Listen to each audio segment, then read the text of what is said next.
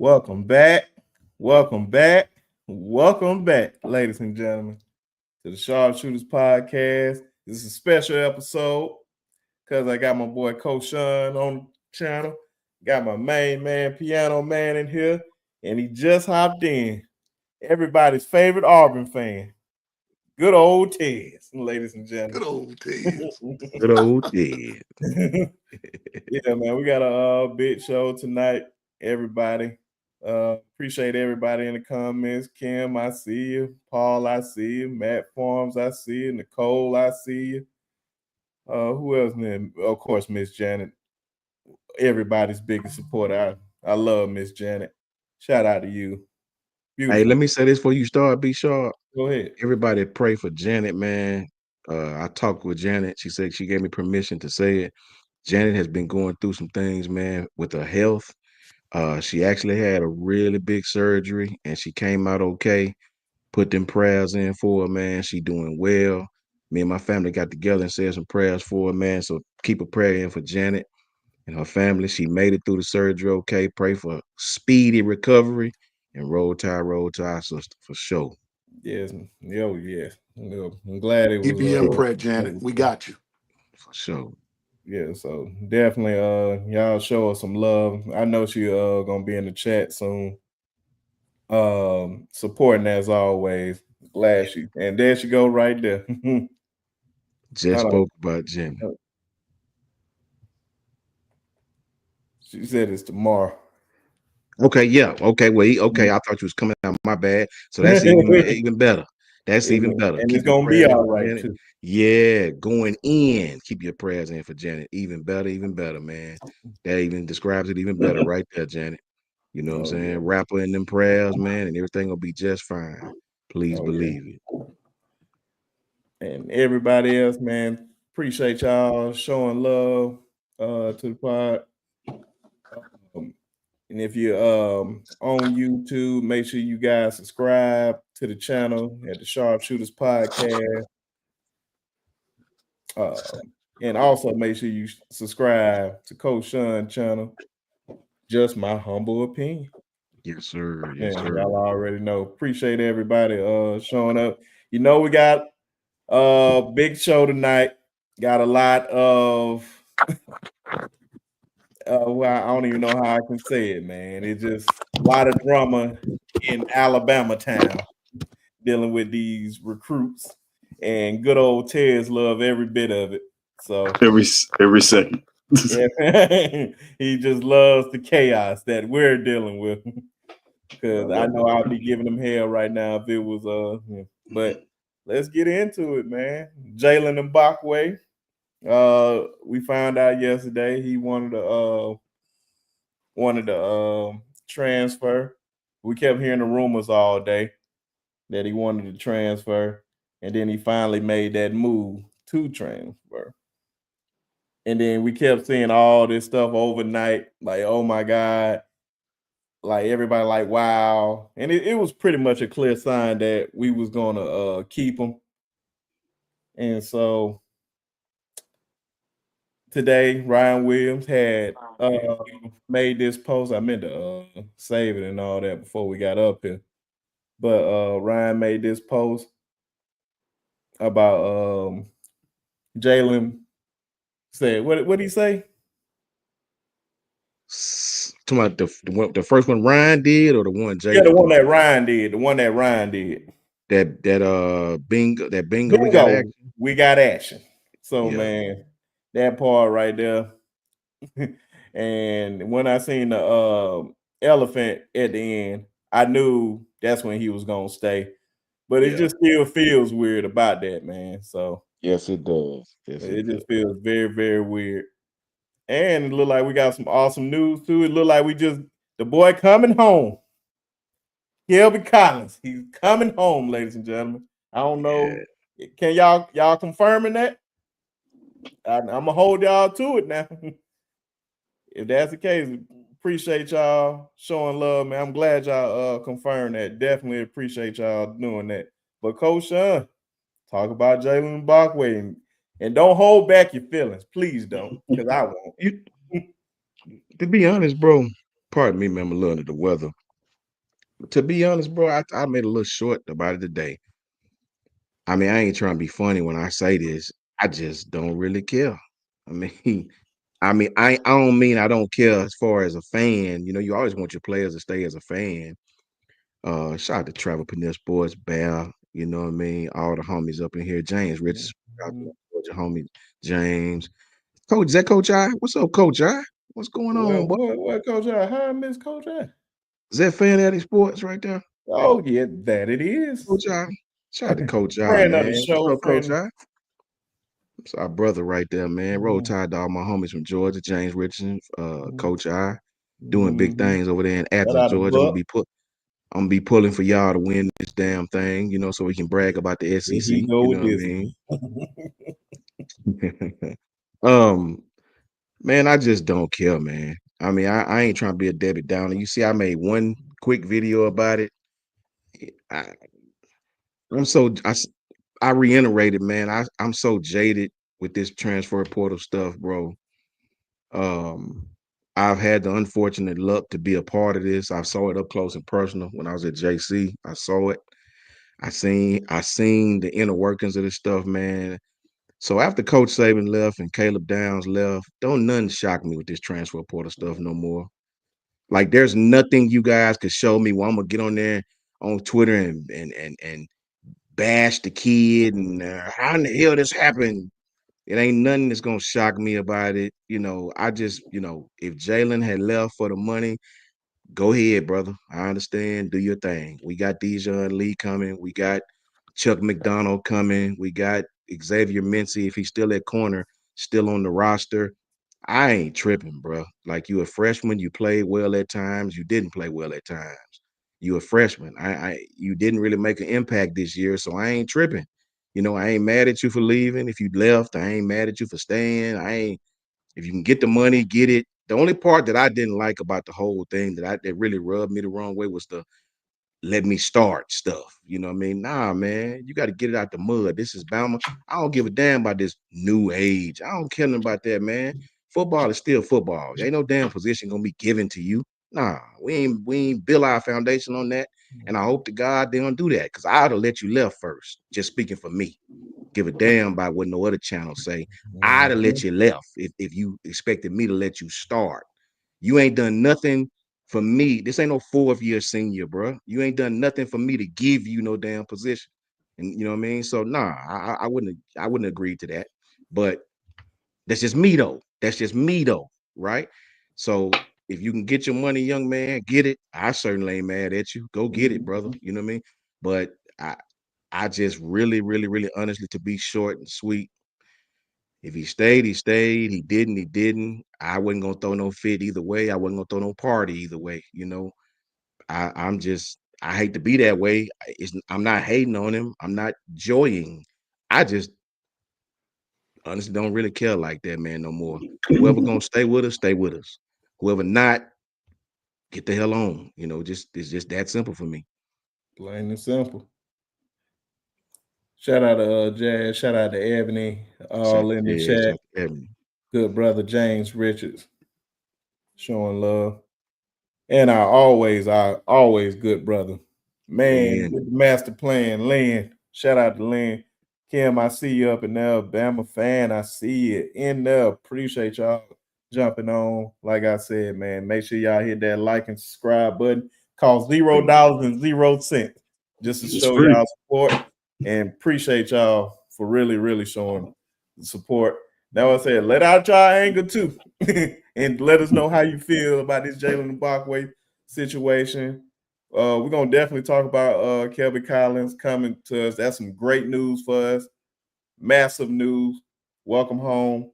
But Piano Man, before I go to Tez, because I know how he feel about the situation. How you feel about Jaylen, how he handled the situation and all that, and everything else.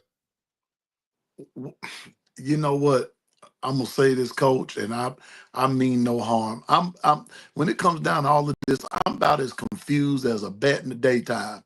One moment you say you're with me, the next moment you say you're not. Then you got all this other stuff going. You got all these folks. So at the end of the day, I told Coach Sean this. I texted him and told him, I said, I don't want nobody that's going to feel like they're going to be unhappy in a place. Now, this was before all this other stuff came, but I still make my stand. So if if Mbakwe was going to go to Ole Miss or Mississippi State or wherever it was he was going, and they offered him 7 mil or 7 figure or whatever it was they were offering him, hey man, go do your thing. Like I said on my short last night, Scarface said, "Follow the money," and that's what you did, or that's what you were supposed. I don't know what he did, but he came back. Uh, be great, bloom where you planted, man. Bloom where you planted. Don't be, uh, don't be transplanting and this, that, and the third. If you say you're gonna be at Bama, stay at Bama because there is a such thing as loyalty. Loyalty still exists. If you're loyal, be loyal. Don't just say you're loyal. Be loyal. Be about the loyalty. And then if you don't want to be at Bama, and this is not just for Mbakwe, this is for everybody. If you don't want to be there, then leave. Because trust me, Bama's still the standard. People still want to play there.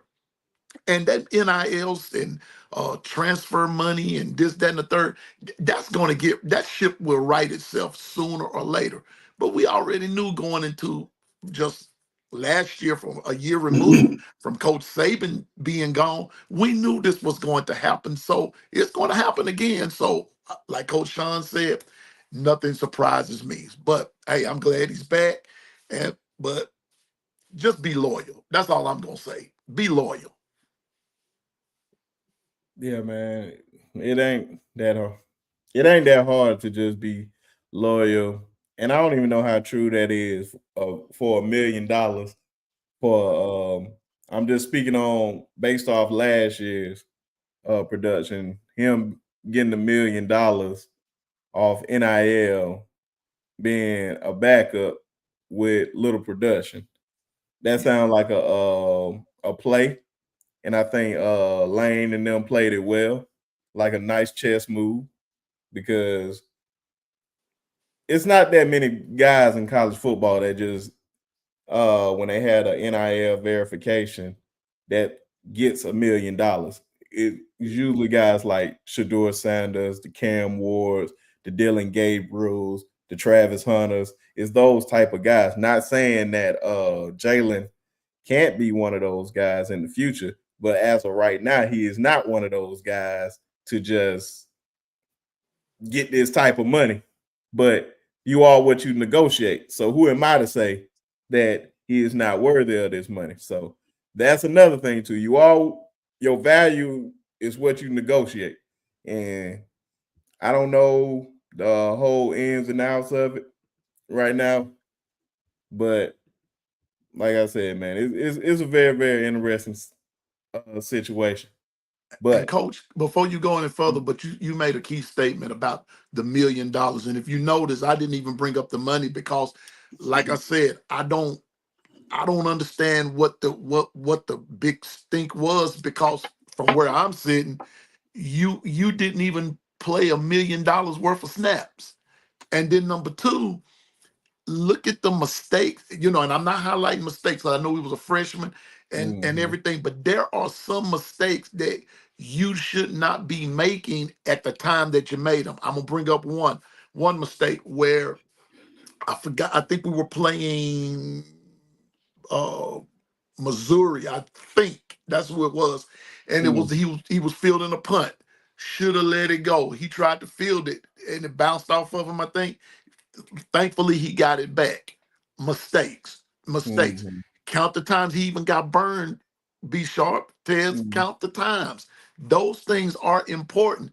And when you talk about wanting to get money and all that kind of stuff and everything, those things count. At least in my book, they count. So you if you want $1 million, if that's what you're wanting, you got to play like it. You got to play that. You got to play the role, man, and play it well, and don't have all of these mistakes. Now, like I said, yes, he's a freshman, and I got that. But there were just some things that you're asking for. that it didn't match your, it did not match your play. That's all I'm saying. Yeah. Facts. Yeah, and what Lynn said is just spot on when it comes to NIL. For real. I just want to give a shout out to Antoine. Shout out to the Long Run Piano Man. Great brother right there. He's already up here. TIC. Always good brother run the Table Sports TV. Yeah. Oh, Herb and Rod. Yeah, shout out to Herb and Rod, man. Yeah, Shout out to those podcast, guys. man. Yeah, man. Definitely shout out to those brothers, man. And check their podcast out as well. Make Yes. sure you check these guys out. They do some really, really good work over there, man. So make sure y'all see their name right there. Just go ahead, type it in somewhere, hit that subscribe button. Let's support one another, man. That's what it's all about. Appreciate y'all. Facts. What is it? College football. You can get watered down just like the NFL. No loyalty. At least with the NFL, you can have contracts. You ain't got no choice. You're gonna buy by NFL money is still different. The NFL money is definitely different. For real. Shout out Chris from New Jersey. Shout out to your brother Kim. What's going on? We in here. Shout out to my little cousin Chris, Too Cold, man. My boy just dropping that music. Make sure y'all support him, man. For sure. Yeah, and he go to Alabama State, unfortunately. It's sad. But I still love him. Sad. It's all right, man. AMU 96-201. Hey man, I'll make that drive up there to go see him. Go Dogs. Ted. Alabama and them Bulldogs. Yeah. Go ahead and let them know. Bulldogs, baby. I'm still mad at y'all how y'all did this on y'all homecoming. Shout out to Bama State though. Like I said, man, I'm still mad at y'all. Not shouting out Bama State. No, I would never shout out Bama State. I got some form. I got some bros over. I got Costa B. Yeah, me too. And that's the sad part. they let you I won't get a shout out. Yeah, man. Sorry, man. Y'all going up and down. Oh no, it's all good. Y'all showing. He said, "Same, Chris." What Chris say? Uh-huh. He said, I'm not going to lie though. I'm happy he stayed. Man, I'm happy he stayed too, man. I'm just happy he stayed. He's here, but it just don't feel the same to me. It just don't feel the same to me because I know he was one of those guys that was like, oh, this Bama, and all that, and you just hear all that, and you keep him Ryan Williams. Oh, I'm recruiting him here. When your main guy that was doing all that stumping for the school, and I'm about to go to you, Ted, my fault.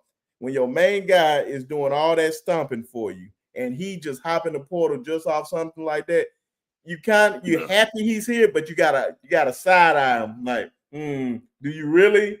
Are you really here? Are you really all the way in? Got to question that. Oh, and shout out to Coach Carl, man. I wish he was up here tonight. Coach Carl. But go ahead, Ted. My fault. Yeah. Can y'all hear me just fine? Yeah, we can hear you great. Okay, good. Yeah, so I don't know, man. Mbakwe, the rumor I heard that he wanted to play both sides of the ball, right? He wanted to get on offense. In which, if he is friends with Ryan Williams, as good of friends with Ryan Williams as he is, and considering how they need help on that side of the ball,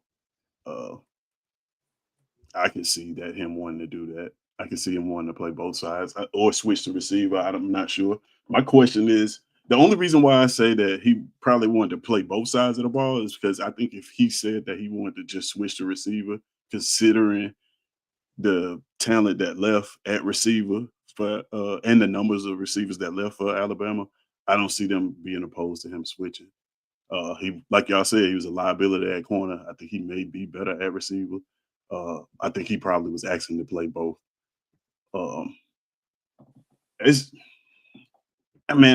know how y'all feel. I ain't even gonna lie to you. I know how y'all feel. Walker White is that guy for us. He entered the portal.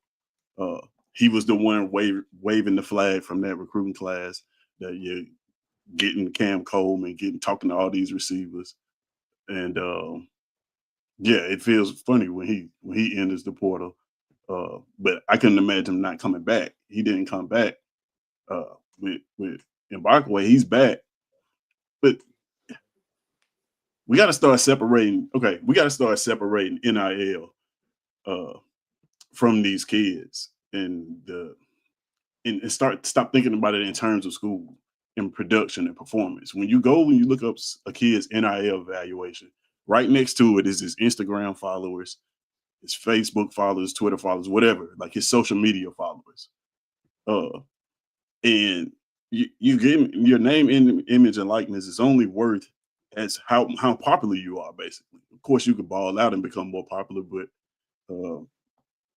it's a popularity contest. It has nothing to do with how good a player you are, right? So when you see players leaving, at first it don't. Yeah, it doesn't at first. But when you see players leaving to these other schools, a lot of times they're not looking for opportunities on the field. They're just looking for, even getting in the portal drives your Instagram followers and your popularity.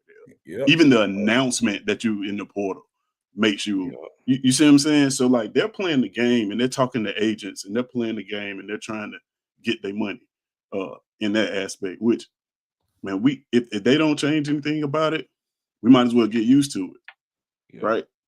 We might as well get used to it. This is what we have. We have the name, image, and likeness era, which I get it. I kind of agree with it, but I don't know if I agree with the school collectives part of it. But like, yeah, if you should get paid off your name, and image, and likeness. But I don't know about schools pooling the money together to sign kids like this is the NFL.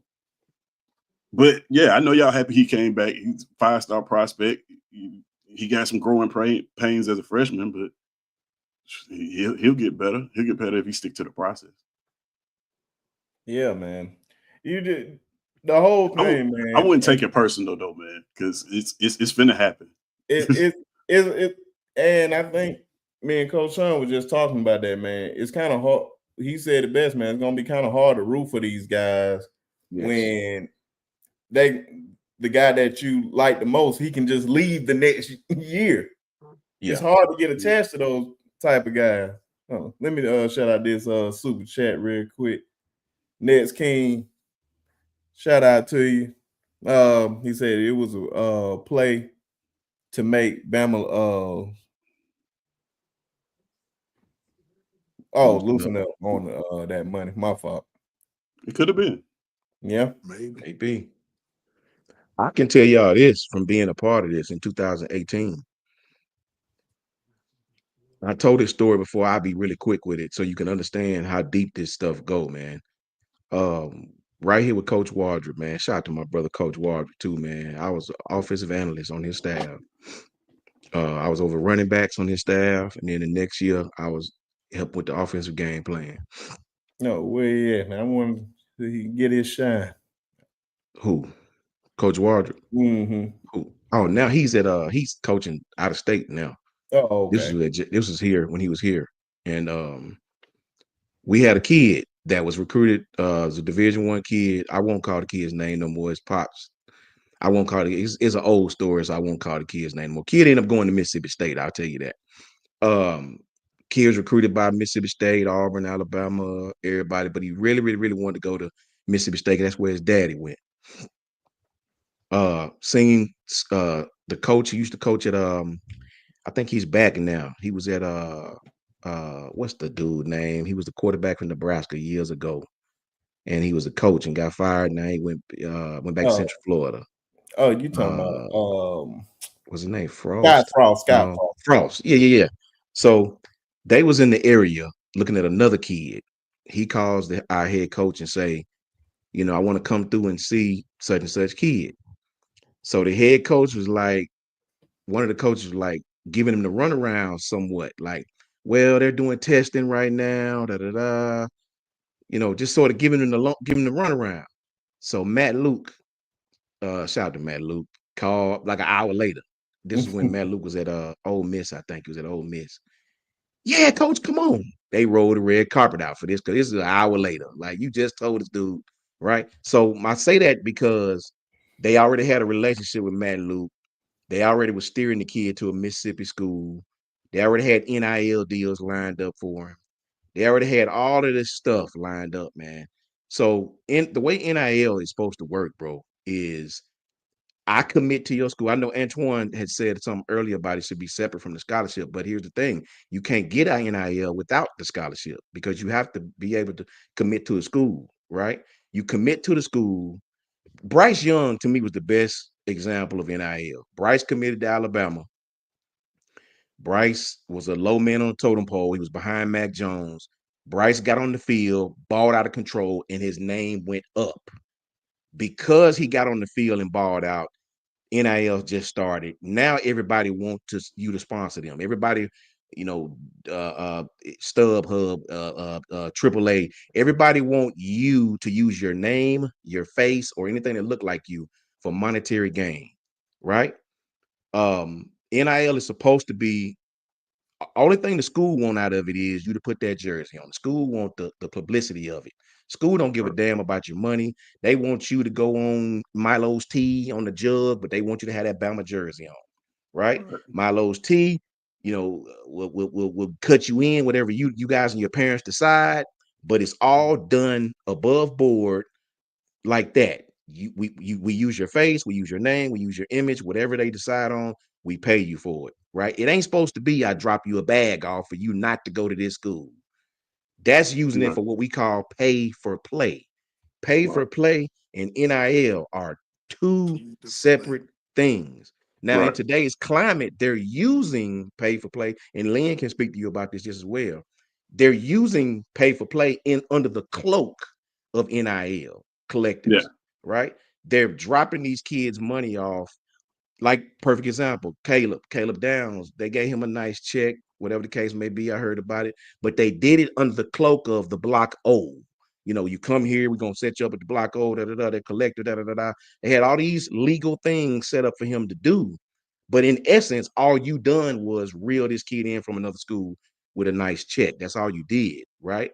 So that's what you see going on. And until they come with the guardrails and revenue sharing, you're gonna still see this. With revenue sharing, we're gonna give you a nice chunk of the pie, all y'all. Revenue sports, we're gonna share our revenue with you. All y'all gonna get a nice chunk of the pie. But here's the deal: we get to control it then. Then we can put some guardrails on this stuff. You won't be able to do blah, blah, blah, blah, blah, blah. Everybody win. We're going to have guardrails so you can't do all this ridiculousness, foolishness. You get your money on the other hand. So until that comes into play, which is something Ty spoke about a year ago. Ty called for it a year ago. Until you do that, hey, man, it's the wild, wild west. It just is. And everybody want Bama's players. And it's going to continue. And it's going to continue like that. So they started with a stupid rule. When they started the rule, they started off in a stupid way. When they were saying like players should get paid for autographs and like the whole destroying case, when he couldn't get paid for his own YouTube channel, right? If they had opened up those avenues, you wouldn't have had a call for universities to pay players to use their name and image likeness. Yeah. Like if these players could have like went and got jobs, you see what I'm saying? It wouldn't have been this whole NIL. That's what made it unfair. It was when the kids were saying, "Hey, I'm doing this on my own, and I can't open a lemonade stand."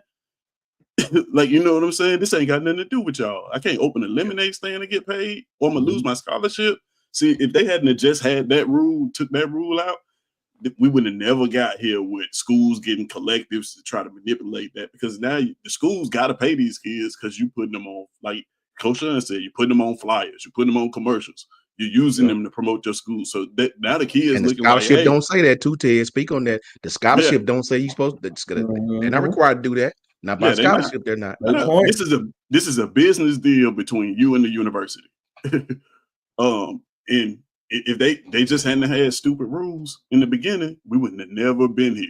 Wouldn't have never been there. There was no reason that I can't open the lemonade stand in my front yard and sell lemonade And who cares if a million people buy it because I'm Peyton Manning or super popular or whoever? You know what I'm saying? Who cares? It just was dumb from the beginning, man. And then when they tried to fix it, they overcompensated, and now here we are. I personally, really quickly, I'm a little biased to this, Tez. I'm a little biased because I went through this. You know, we didn't have no NIL back then. You know, late Right. late 90s, early 2000s. We didn't have no NIL. But I see it both ways because I've been on both sides. But I'm gonna always be pro player in this instance, only because what people don't understand is the normal fan don't understand these people in the NCAA and the people that wear the suits, as we call it. What's up, Gilbert? Much love to you, Gilbert. K Spray, Buck, everybody, get JB out there, my brother JB. What the average fan don't understand is these people in the suits have been getting rich off these kids for the longest. This is why the NCAA, what's up, Larry Large? This is why the NCAA, the Supreme Court, when they look for legal help, Supreme Court is like, no, sir, don't come here. Right. They don't want nothing to do with it because for years, man, dating back to Ed O'Bannon, if y'all remember, these kids were being put on games. These kids, if you can remember, the last names used to be on the jerseys. So how do you feel about this? Everybody out there that's got a kid, how do you feel about this? Because Galu Tungavailoa went through this. How do you feel about this? Everybody got children out there. Think about this. You don't know Coach Sean Rooter Tooter from Appetite, right? Your son or daughter play at Alabama in softball, basketball, whatever the sport is your child play. Until a few years ago, I can, just because I went to whatever school, I could use your child's face, don't got to know you at all, and put it on my business, put it on a billboard, whatever, just because she's popular or he's popular. Now I can make money off of that. Money's coming in. Oh, they sponsor you? Okay. I ain't say they sponsor me. I just put their face out there. That way you can't catch me no lie. Right? Yep. You could get money from that. This is what's been going on for years, right? These businesses were getting paid. We're getting, because they were all in congruence with these kids, right? Well, guess what? You got old Coach Sean over here, you know, born and raised right here in the state of Alabama, went to Chicago for about 6-7 years. His parents don't have him $1,000 to send him, right?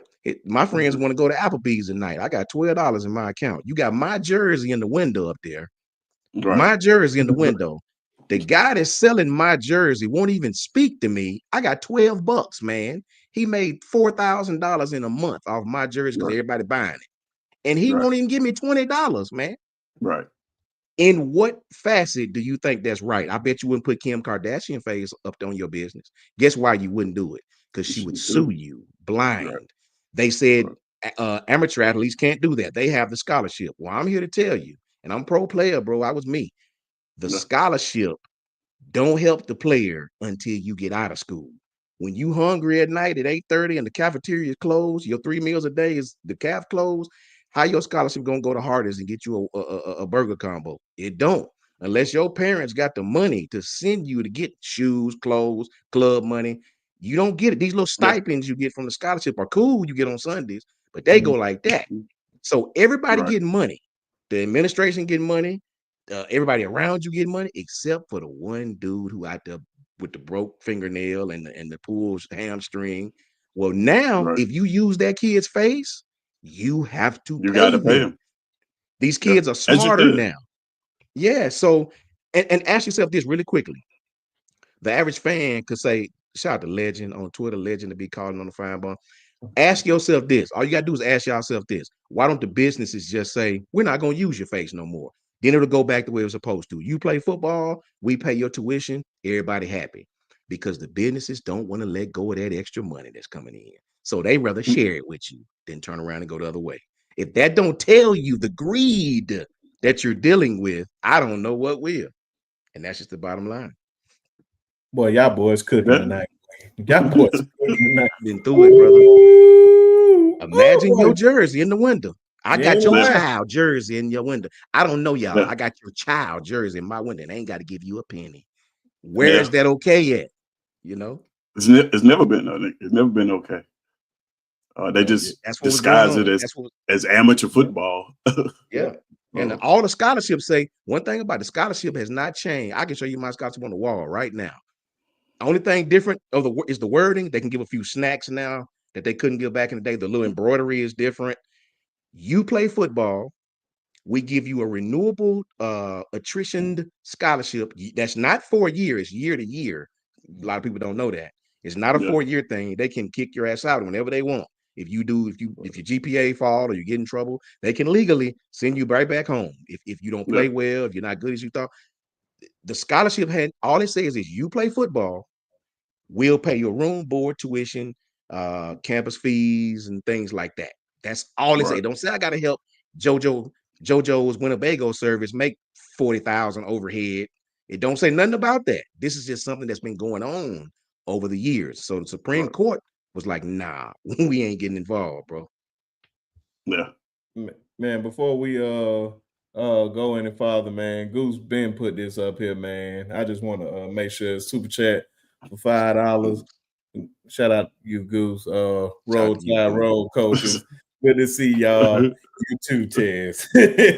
I told him, man, everybody love Tez. Tez don't want to. I've been trying to tell him, man. Guys love Tez, man. Even though I call him the reasonable Auburn fan, and he just coming here and just show love, man. Yeah, appreciate y'all giving the super chats, man. All this go to Coach Sean. He runs an awesome. You know what? Let me say, Brinsky, they come in on these right here. I'll split with you, bro. We all split them all, brother. No big deal. You know, I ain't really about the money thing. Hey, man, I just happy that people are in here, man. We talking about it is never a big deal between us, man. You are more. Bro. I am. I got your back on that, brother. Oh yeah. Lynn, good point right there too. That's a hell of a point. Oh yeah. That's very true too. Yeah. That was I forgot who I was listening to that made this point, a point similar to this, because they were talking about tampering, and they were saying that, you know, the other teams talking to the players. Yeah, but they're not. They talking to agents, and they yes, sir. Before you enter the portal, your agent has already told you like what team you could go to, what team possibly, like they're doing the math already. Just kind of like we do the math as fans. Like some of us already knew that certain quarterbacks would be entering the portal and knew that certain players will be entering the portal. Then you look at your team and see what they need. Like the agents are doing the same thing for these kids, and they putting these together just based, you know, off of what that school has for their collective and how popular this kid is, and they putting together a number, and that's how a lot of these kids end up in the portal, bro. That's a fact. And too, now schools can dump kids, right? Mm-hmm. So just like kids can enter at the 1 year, the school doesn't have to cut a scholarship from a kid. He can force him into the portal now. Man, one of the guys, man, I wish I need to know this brother's name, man. He is so on point. Anytime he talk about college football, he talk about like the recruiting and all aspects, like the high school part. He said, man, these scholarships are pretty much like 1 year deals.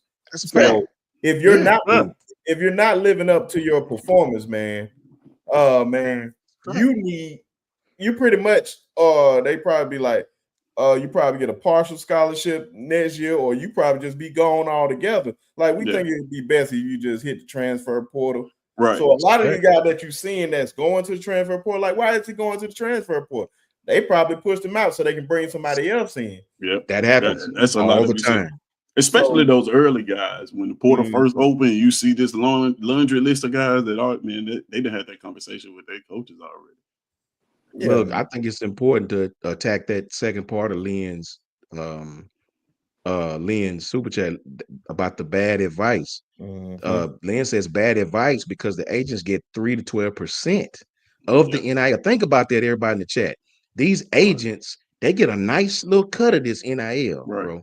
So if this is trending more toward the NFL, man, it really, really is. And when you bro, look,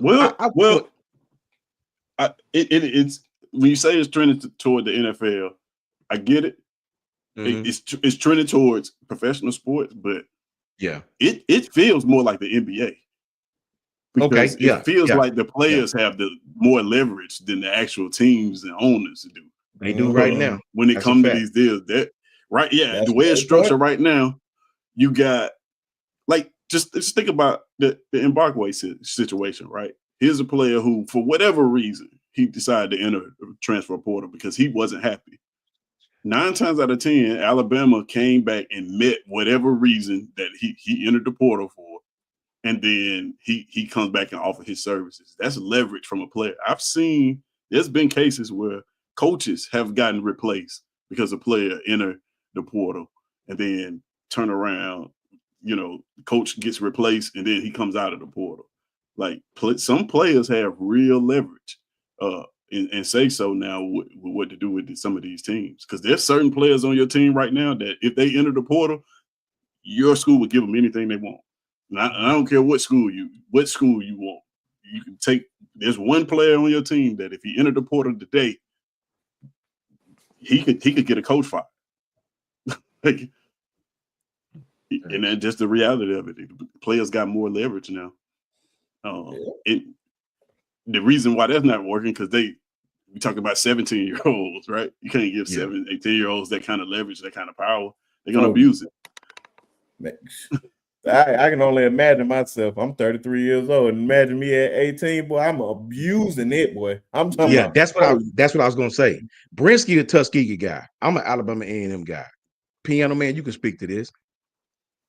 I don't know if people know this, but we have a class. And Jay, my brother Jay Townsend, I'm checking on that right now, Jay. Bear, look and see why sometimes his YouTube be acting crazy. See his Bear name okay on there if you can't get a chance, Bear. On our look on it and check, see if Jay's, just do some research, make sure Jay ain't blocked or nothing like that. You know what I'm saying? Because this YouTube is crazy, bro. Mm-hmm. Let me say this. I'm an Alabama A&M guy, Brinsky, Tuskegee guy, Tez. Yeah, man. But if somebody had we have a whole class at A&M called communication skill that teach you not why we don't like Bama State. Like they have a whole class about it from freshman. You got to take it as a freshman. It's a mandatory class. So, but if you had gave me about $300K at that age, bro, man, I'd have been down in Montgomery, bro. You know what I'm saying? Well, I mean, how could I turn it down? Boy, I would have been a watch guy, the shoes guy, man. Like, oh man, I can't even see how Jaylen necklace was. The other day, just diamonds, man. Oh boy, just for no reason. Work at that real money. That's right. You can tell the difference between that athlete money and that rapper money. That's a little real different. How do you coach kids in this climate? Can you be difficult? Man. Can you be hard on the kid? You know what I mean? When you got kids that had the power to get their position coach fired. Like I'll say it like this. You think about it. You see it, not AAU, but 7-on-7, you see it a lot, bro. 7-on-7 is like AAU. You know, you can have these teams, and you always find them kids that mope and man, it's so different now because when I was playing, if a parent tried to tell the coach something, coach would pay your ass no attention. Man, you got parents that'll come on the field now, bro. You know, the school tell you what player to play because they parents in the boost club. It's the whole system is all geared toward this. And so it's just totally messed up, bro. Everybody get a trophy. Everybody. Yeah. Wow. It's just trash. I didn't want to shout out Goose. Not yet, bro. I'm still working my way up there. I'm gonna be up there one day, man. Appreciate we send traffic to his way. Yeah. Buck, shout out to you, Buck. The good brother Nick. He said, "Who is Nick Frank?" Man, these guys got a great. He got a great YouTube channel called the Water Cooler Talk Podcast. Those brothers just hit over 400 subscribers. I think they last night, and I think they at last time I checked, I think 437. So they growing fast. Man, they doing big things over there. Unfortunately, they're Auburn channel, but they still doing big things over there. And of course, they love Ted. They're my guys, man. Of course, they're your guys. They my guys too, but and they love to get Ted. Not really. And when they start talking that Auburn mess, I don't like to talk to them. Ted we tolerate you. Yeah, hey, I can live Oh with man, it. But yeah, man, it's just crazy, man.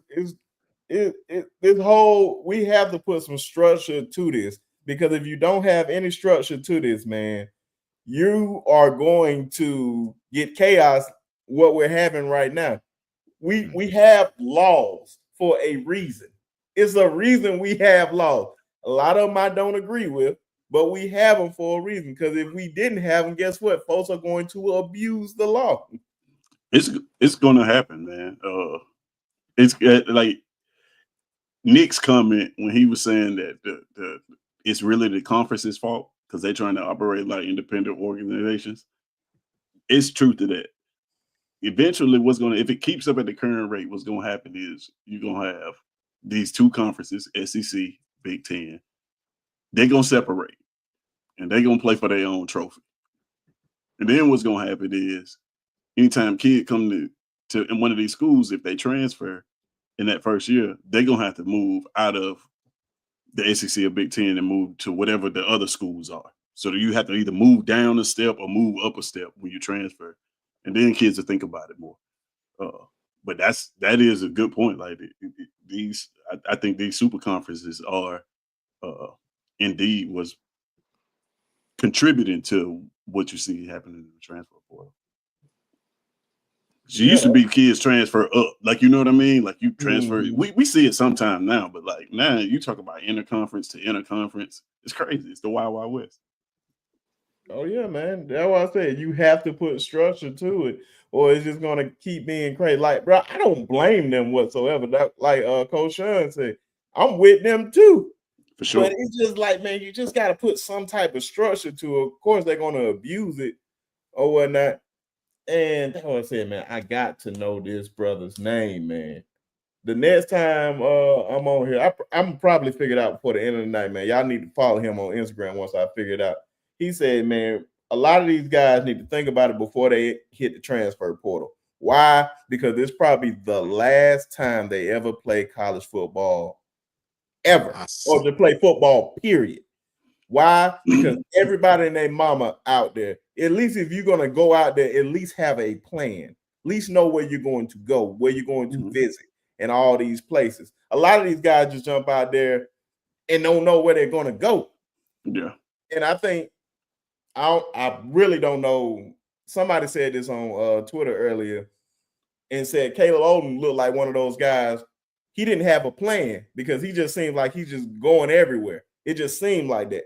And I was like, you know what? I kind of see that or whatnot. But of course, Caleb Odom has the talent. He's going to play somewhere. So it's not a problem with him. But a lot of those guys don't have a plan. So I highly suggest that a lot of these guys have a plan, or they will never see a college football field ever again, even a team. Yeah. So think wisely before you do this stuff now. I want everybody to think about what's a part about this that's dangerous. The networks, right? Because all of this is connected. Like everything that we talk about when we talk about college football is connected, from the college football playoff all the way down to the transfer portal. The NCAA is encouraging this behavior because they desperately need parity. A college football playoff, a 12-team playoff, does not work when you have two teams that are dominating the rest of the country.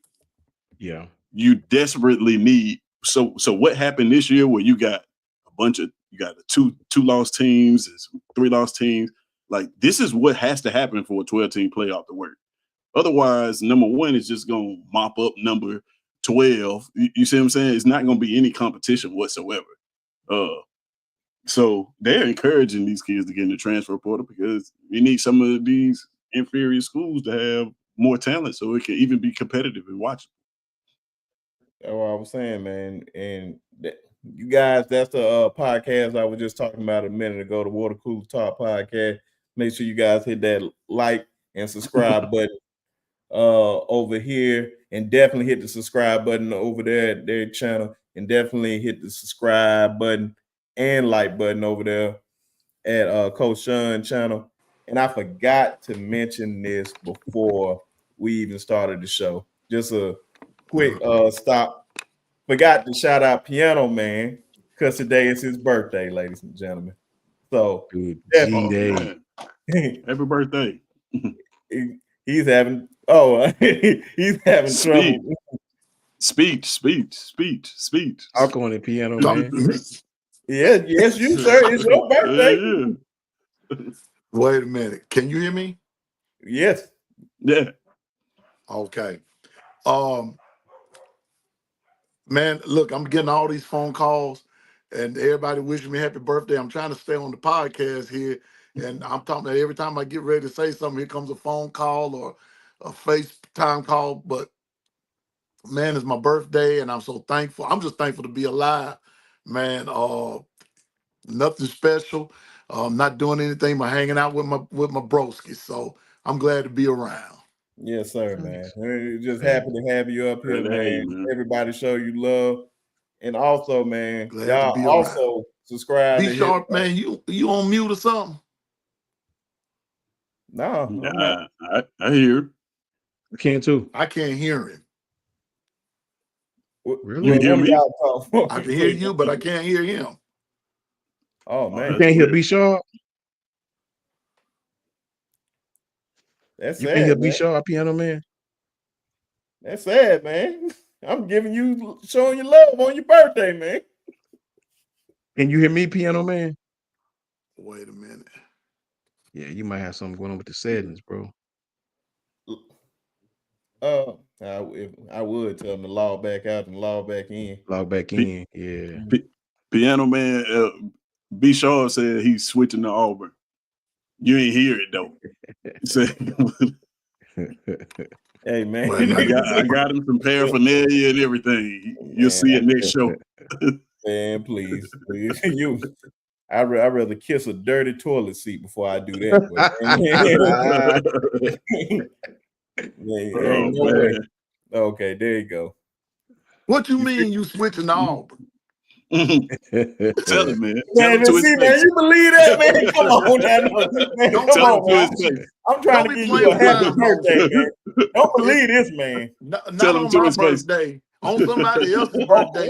But No, not this on man mine. this man lied to you, and you fell for the bait. I don't know how you fell for the bait, man. I'm Talking no. about no. You know what? No I wonder rather cut my lawn with scissors before I do that. Yes. Well, I'd rather drink muddy water and sleep in a hollow log before I go to Auburn. Switch to Auburn. Oh man. I'm telling you, man. They own you, Ted. They own you, bro. It's all good. And remember, man, everybody going in on Alabama. You know what I'm saying? Piano Man, Lynn with a heart $25. almost stopped. Oh my bad. I'm sorry. Oh, you good, ahead. brother?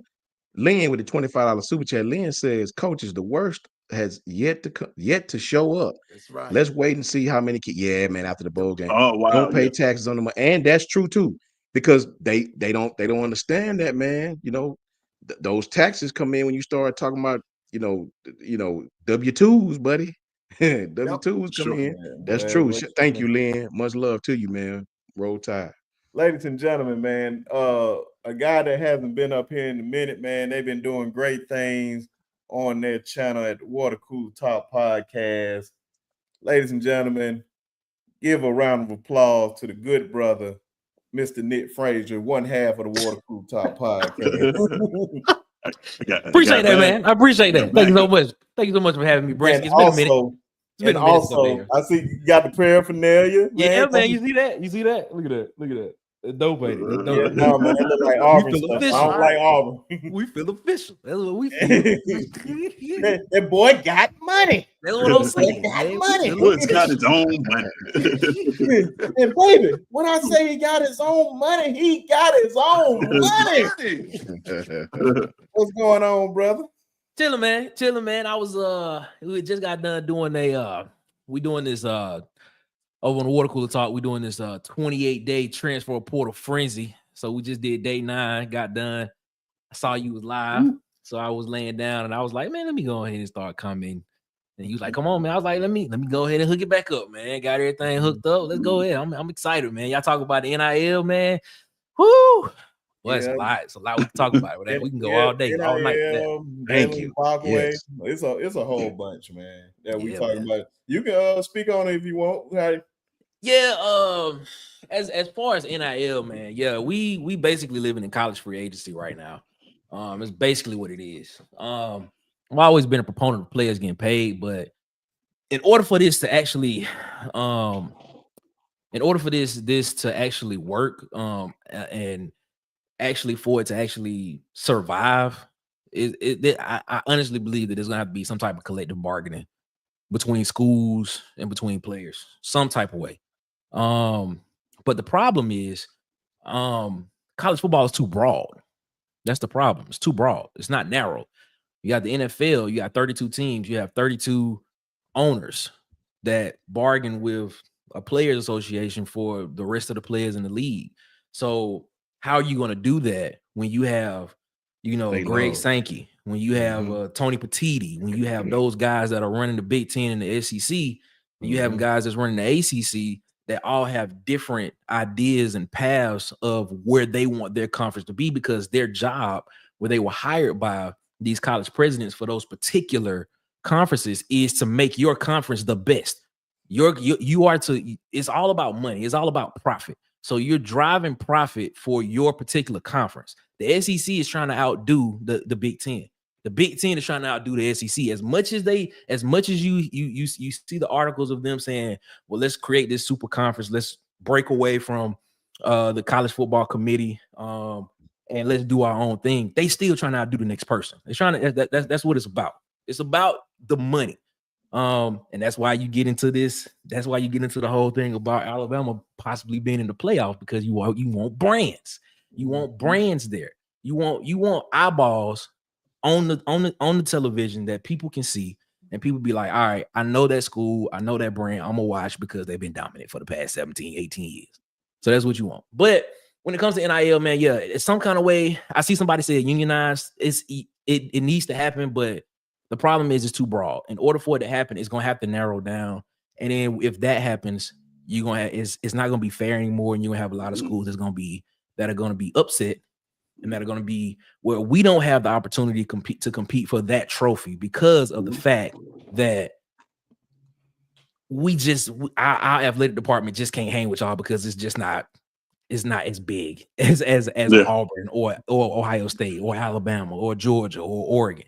So eventually, what I see happening in this whole landscape of college football is you're more than likely going to start seeing Saudi billionaires. This is the conspiracy theorist part of me. You're going to probably start seeing independent agencies, Saudi billionaires, these billionaires coming out and basically just leasing the football team from colleges, from universities.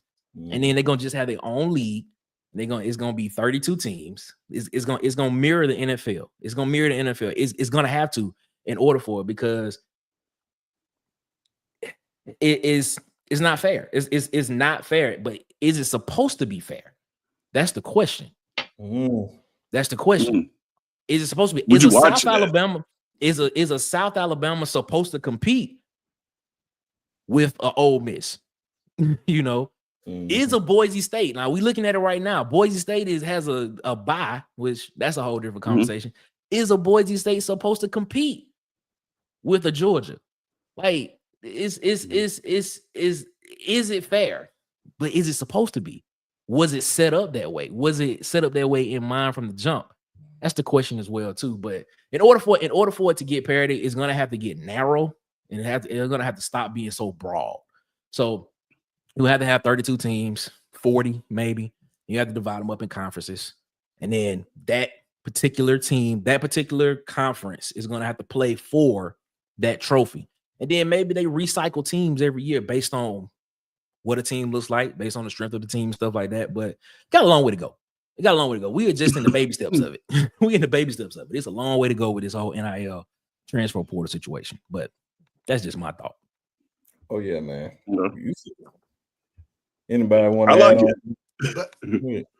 But can I ask a question right there, Nick? Oh yeah, go ahead, Piano, man. I just wanted your opinion on it, because you bring up an interesting point. Mm-hmm. You said football is too broad, right? Yeah. let's talk about what about basketball? What about baseball? Because when you're talking about the whole sports collective, we're not just talking about football. You've got to True. deal with the whole that, and that's where people are missing the boat. I think True. that they're not talking about the rest of the sport because all eyes are on football. So True. where do you see the rest of the athletic departments going as far as baseball, football? You Football know, pay the bills though. Yeah, They I'm gon' about to they say. gon' they Oh, go ahead. they gonna go with whatever football say. Look. Yeah. Don't look now, but USC's in the Big Ten. I mean, really Right. think about that. From Columbus, Ohio to Los Angeles is about 2,000 miles. They didn't give a Yes. damn about basketball. They didn't They care Yeah. about don't. football. They didn't care about baseball. Y'all better get in where you fit in. See, Yeah. football pay the bills. And let me tell you how that leads me to what I was gonna say. Um to the brother's point, great point. I think that you already starting to see this. I think the TV contracts is what's gonna dictate all this stuff. Exactly. Exactly. Because ESPN, I mean, CBS, yeah, man, NBC. exactly. Yeah. Yes. It's the mouse.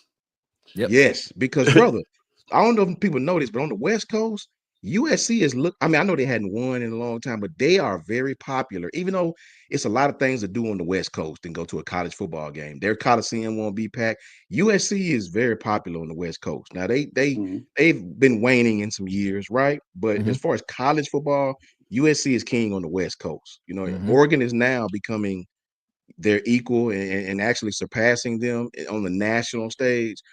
Those guys moved halfway across the country because of TV contracts. Stanford is in what? Palo Alto, California, Yes, you know, sir. Northern California. Well, they in Mhm. the ACC with Clemson and Wake Forest now, man. So what Right. I believe is in the next few years, I think you are going Clemson, Florida State will have a decision to make. You know what I Mhm. mean? They gonna have a decision to make because he's right. College football is too broad. Right now, every commissioner is looking out for their own conference. They have no reason to toe the line for the ACC or whatever. It's going to be the Big Ten in the SEC. And you're Mhm. going to have to get Right. in where you fit in because those two conferences got the money. Those two conferences are dictating everything. Right Right. now, the walls are screaming because the SEC only got 3 teams. And you're seeing there's ticket prices. Those stadiums are not crowded. You can go online right now and get a Penn State SMU ticket for $75. I looked right now. Mhm. You don't think the people that's over these bowls see that? They won't make this mistake again. I promise you. If you Yeah. leave Alabama out, say what you want to say. Alabama gonna bring the seats. They're gonna bring the eyeballs. I call it the Floyd Mayweather effect. Floyd Right. Mayweather got the biggest what you call them pay-per-view numbers of any boxer. Guess Mm-hmm. why? Wasn't because he was so good. It's because half of the people order it to see him lose. They hate him. Half Mhm. of the people are his fans. So he's winning regardless. And Alabama's the same way. People tune in. It's a reason why Alabama has been the most watched school for like the last 3 or 4 years. Now, Colorado is up there too. People watch Colorado for the same reason, yep. right? Yeah. So you look at the SMU Penn State game, you look at the Oregon game, the Clemson and Texas game even had tickets left. So, and the game is coming up this week. So, Yeah. if you don't think these lawmakers and these decision makers are seeing that, they don't want those empty seats to be shown, man. Not in this first playoff, and I think that is going to be huge for the future. Yeah. Great point. Great But point. the conferences, I think the SEC and Big Ten ruined the playoff model. Yeah, I firmly stand by that because like if you take these conferences, if you just rewound it back to last year and put everybody in their conference from last year, we don't have the problem of a Boise State getting a bye because right. Oregon would have got a bye. You see what I'm saying? Like it would have been seeded differently. But when you put everybody in one conference and then you say, you know, you got these 5 conference champions that can make it, and it's a 12-team field, you're gonna get some imbalance. It's not gonna work. And I think that's what they said. Like in a perfect world, what the NCAA is hoping for is that a Boise wins, a SMU wins, uh, Hmm. Indiana wins. Because if Okay. one of those teams win, they'll be proven right. If we come out of here with a Georgia with a national championship, we just wasted our time. We could have just kept the same system we had in the first place. Here, uh, here. Okay. I see where you're going, Ted. I understand exactly where you're going. but we have to create a distinction in where we are. So this playoff is not ran by the NCAA at all. Right. Yeah. NCAA has no, they have no say so in this, and it's part of the reason why we in the mess we in now. Because first you had the BCS, and you had computers determining who was supposed to go to who's number 1 and number 2. Then we decided, well, let's have a committee. Right. All right, human error. That's the biggest thing in a lot of things. Hopefully, but these playoffs are not good. The governing board technically is this 13-person committee that tells us who are the 25 best teams in the conference. Well, it really comes down to the 12 best teams at the end of the day. Now, NCAA has no say so in it. Go to Division II. Look at a Colorado State. If the NCAA had their hands in it, it would look exactly how Colorado State, how that division is tiered. It would look exactly how March Madness will look. The problem is these schools, these big time schools, Oklahoma, Texas, or Oregon, Ohio State, Alabama, Auburn, Georgia. Football brings the money, as Coach said earlier. They pay the bills around the school. The highest paid employee in the state of Alabama before he retired was Nick Saban. It was a state employee. Come on, man. Like these dudes, they bring the money to the school. And you think they about to let the NCAA get any part of it? Nah. Yeah.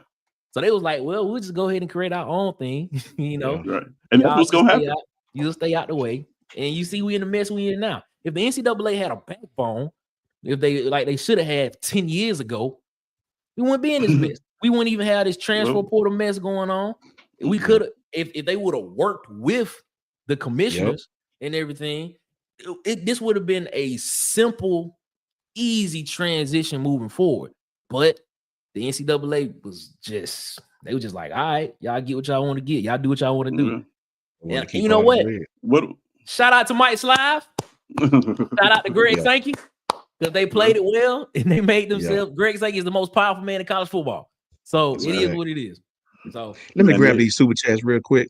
Shout out to my brother Jay's Inspirational Station with the $20 super chat. I'm here, roll damn tide. Much love to Jay. Jay got 3,800 subscribers already, doing big thing. God is good. Jay done had the channel for 2 days, and already it seems like and already doing his thing, man.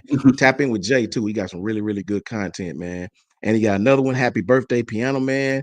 $2 super chat from my brother Jay, doing his thing. Jay always been a big supporter, man, with me ever since I met him.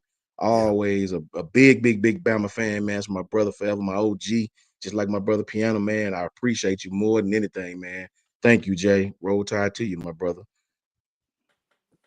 So I have I got a theory, man. My fault. No, I was gonna say something real quick. Then you go. My fault. No, I would say appreciate that, Coach Sean, because y'all was cooking so much, man. I ain't know how to get to them, but I ain't forget about that. So I'm glad that you said that. And you got one more. Lynn just said so. Lynn says every school on the West Coast is screaming about NIL. The schools in California are upset because the East Coast NIL is getting most of the players. Huge collectives because the collective in Cali has huge taxes. That's a fact. I mean, thank you, Lynn. Thank you, Lynn, for $20 super chat. Thank you so much, Lynn. I appreciate you, brother. Cali is just a whole different beast, man. And see, just like what Nick just said, Nick spoke on it. When you start getting into the crux of this stuff, every state is different.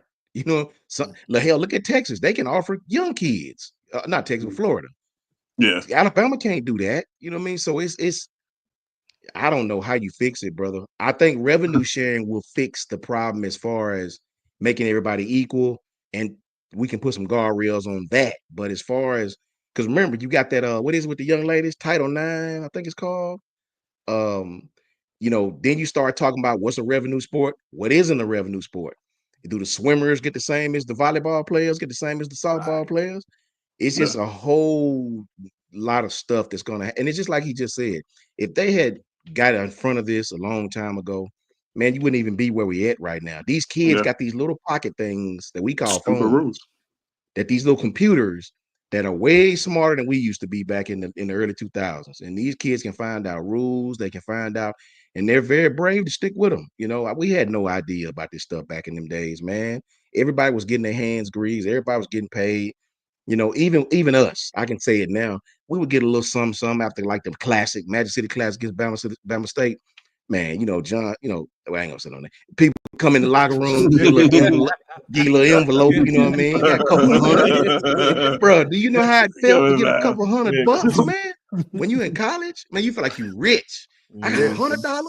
Boy, you happy as, you know? So, you know, it's all, I don't really know the answer, man. I just know I don't get too high about it no more. I told Brinsky earlier, I used to get attached to recruits. You know, I'm a running back guy, so I used to get attached to you know, I'm attached to him. I follow him. Josh Jacobs is my favorite player ever. You know what I mean?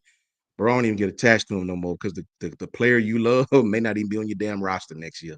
Yep. You know what I mean? I respect them and I cheer for them and I pray for them, but you know, they could be out. I used to love Justice. Justice gone. So, you know, I'm just gonna support the team, and you know, so that's all you can do, man. That's all you can do. I got a question for y'all. Do you think that either system works as it is independently now? Like, do you think like if the transfer portal wasn't in play, do you think the NIL collectives as it is now works? The system works, or vice versa? If the NIL collective wasn't in play, do you think the transfer portal rules work as they are stated right now?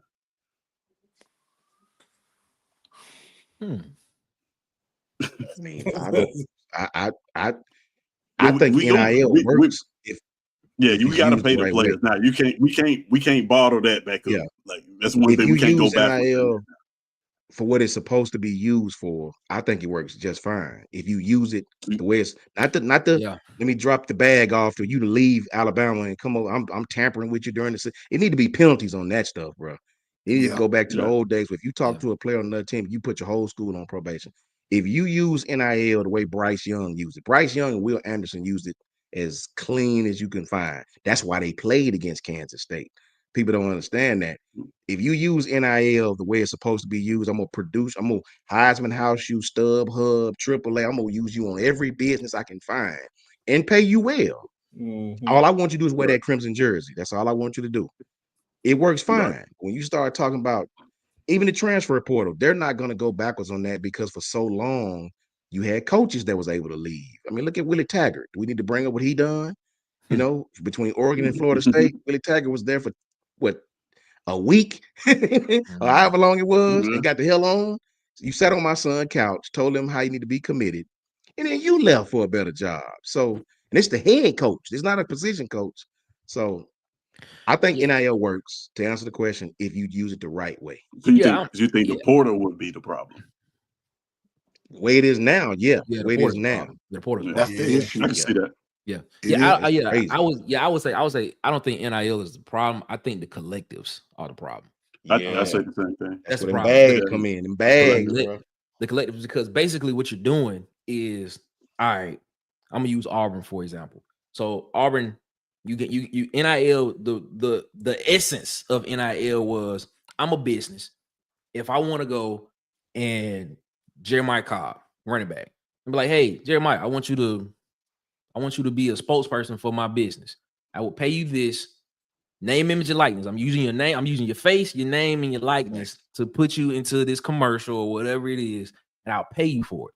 Problem is, the collectives decided to come in. A group of alumni was like, well, what we'll do is we'll create this whole separate entity. On to Victory. We'll create that. And then we'll pay you through this collective for you to come to this school. Now, we're not associated with school, but on the Victory. You know, hey, you be like, hey, you coming in for a visit? All right, yeah, okay, cool. I'm gonna send you down there to go talk to old buddy on the Victory. You know, we'll get you straight. Now, what's happening, and it's funny that you mentioned earlier, you know, swimmers and stuff. The lawsuit that was filed in court was filed by a swimmer from Arizona State. Wow. That happened about this NIL situation. Okay. This is crazy. It's interesting that you say that because they basically was like, well, you are using my name, my likeness on boards across the campus. That's a And fact. you are getting paid from it, and I'm getting nothing from it. That's basically what he said. I'm like, all right, okay, cool. It is what it is. But now, starting in January, the collectives can now be in-house with the athletic departments. On top of the fact that they now have revenue sharing to where it can be up to $20 million a year for revenue sharing. Revenue sharing. So Yeah. now you have these big collectives that have $50-60 million in them. And then now the athletic department can do revenue sharing. I think Auburn did 90 million in profit last year. 20 million of that can go on top of the collective. Like this is getting to the point to where it is professional sports. It's not amateurism anymore. Yeah. And it's gonna get out of hand because now you got people like Amaris Williams who entered the portal yesterday, but now he back out the portal back at Auburn after 24 hours Some because behind of a the scenes work. conversation. Exactly. Because they got So now kids got the leverage. Exactly. So every year a Kids got coach the is going. Coaches are gonna have to re-recruit rosters every year, and you're gonna start seeing people. You're gonna start seeing things like what Gus Malzahn did at UCF. Be like, I don't want to be a head coach anymore. I'm just gonna be an offensive coordinator. You're gonna go see, you're gonna see people like Chip Kelly, who's the head coach at UCLA, be like, yeah, I don't want to do that no more. I'm gonna be the OC at Ohio State. Yep. You'll start seeing stuff like that. And then if that's the case, it starts driving the quality of the product down because now you're gonna get these unqualified people that haven't been through it. That's gonna be head coaches of these big universities, and then it's gonna be very bad. It's gonna be a very bad product on the field. But that's just how I see it. And I hopefully the people that are smarter than me will figure it out, and they'll go ahead and get something in place to get this thing going. But like I said, I think we're in the infancy stages of this thing. But we are. It's a long way to go. It's a long way to go. I think if you had to ask me, I think we are 5 to 7 years out from where it will be going forward. I think somewhere in that 5 to 7 year period, at that time, what it is at that point in time is what it's going to be going forward. So, and I don't know what it looks like, to be honest with you. Hey, man, this is, like I said, man, this is a very, very interesting time in college football, man. That's why I said we need to get these bylaws in order as soon as possible. But I wish Ty was up here, man, to like explain him, Ty or Arlon, that can explain this in lawyer terms. They will understand all this in legal terms that can really help explain all this because we all got ideas. And I think that's the only thing that the NCAA is trying to figure out right now is how not to get sued. That is just the only thing they're trying to figure out right now. That's the only reason why we don't have any bylaws to this whole thing right now, why there's no rules and everything, and the kids are taking full advantage of, which they should. But even though I don't like it, I 50%, I'm over here. I'm love what they're doing. But on the other hand, I don't like what they're doing because you're only watering down the product. You're not really developing. And then when you trying to get to the NFL, they just see you keep jumping and flip-flopping. And you know you can't do that on their team because especially if you want to be one of the top guys up there, you got to abide by this contract. Now, you can get released and all that, but it ain't no, I'm not playing. I'm just going to hop in free agency. See, I get what you guys saying when you saying it's like the NFL, but at least the NFL is structured. Like you play this amount of time. If you contract, you go to free agency unless you get franchise tag or something like that. This is just like, I don't like it, I'm gone. You can just say, I don't like how you talking to me right now. I can leave right now. What you gonna do about it? Nothing. And if you talented enough, man, you can be on the roster the next day. See, those contracts prevent you from going overboard in the NFL. You know, each individual person has their own personal contract. But this is what I tell you, speaking to what you was just talking about. Say Jaylen got whatever Jaylen got. We don't even got to discuss the monetary, whatever he got, right? What do you think? He's a freshman that played well, you know, did okay. Xavier Brown is a true freshman who played well and was a starter all season long. What you think if you give Jaylen Mbakwe this? Do you not think Xavier Brown got a bigger beef? Hold up, bro. on now. I'm a freshman too, and I started and I played well all season, and he got a point. So is it all But that, created equal? well, no, well, it's kind of like I'm saying earlier. It's not the NIL evaluations are not name and image like and likeness. They have more to do with popularity than they have to do with actual Play on the field. statistics. Yeah, an NFL contract is performance based mostly. It's just very rare you see an NFL team keeping a player around that's not producing just because he's selling jerseys. It happens, but not really. In college, they are looking like the whole NIL structure is how much, if I put you on this billboard, how much can you sell me? Yep. We don't care how many yards you did. That's why that's why they hand out the money blindly like that, because it isn't about like what we think you can produce and nothing like that. Is think about the highest players, right? Who's number one right now? Shador. Yeah. He's in Colorado. They are a marketing machine. It's no secret why he's number one. Number two is Travis, right? And then it's like some girl from LSU that plays volleyball, right? It's like number three somewhere in there. But she's fine. But I know what you're saying. But I guarantee you, if you look at her Instagram followers and stuff like that, like her market, she is high. You know what I'm saying? You got players like, what's the running back for Arizona State? It's Cam Scottaboo. Balling out, right? Hell of a name.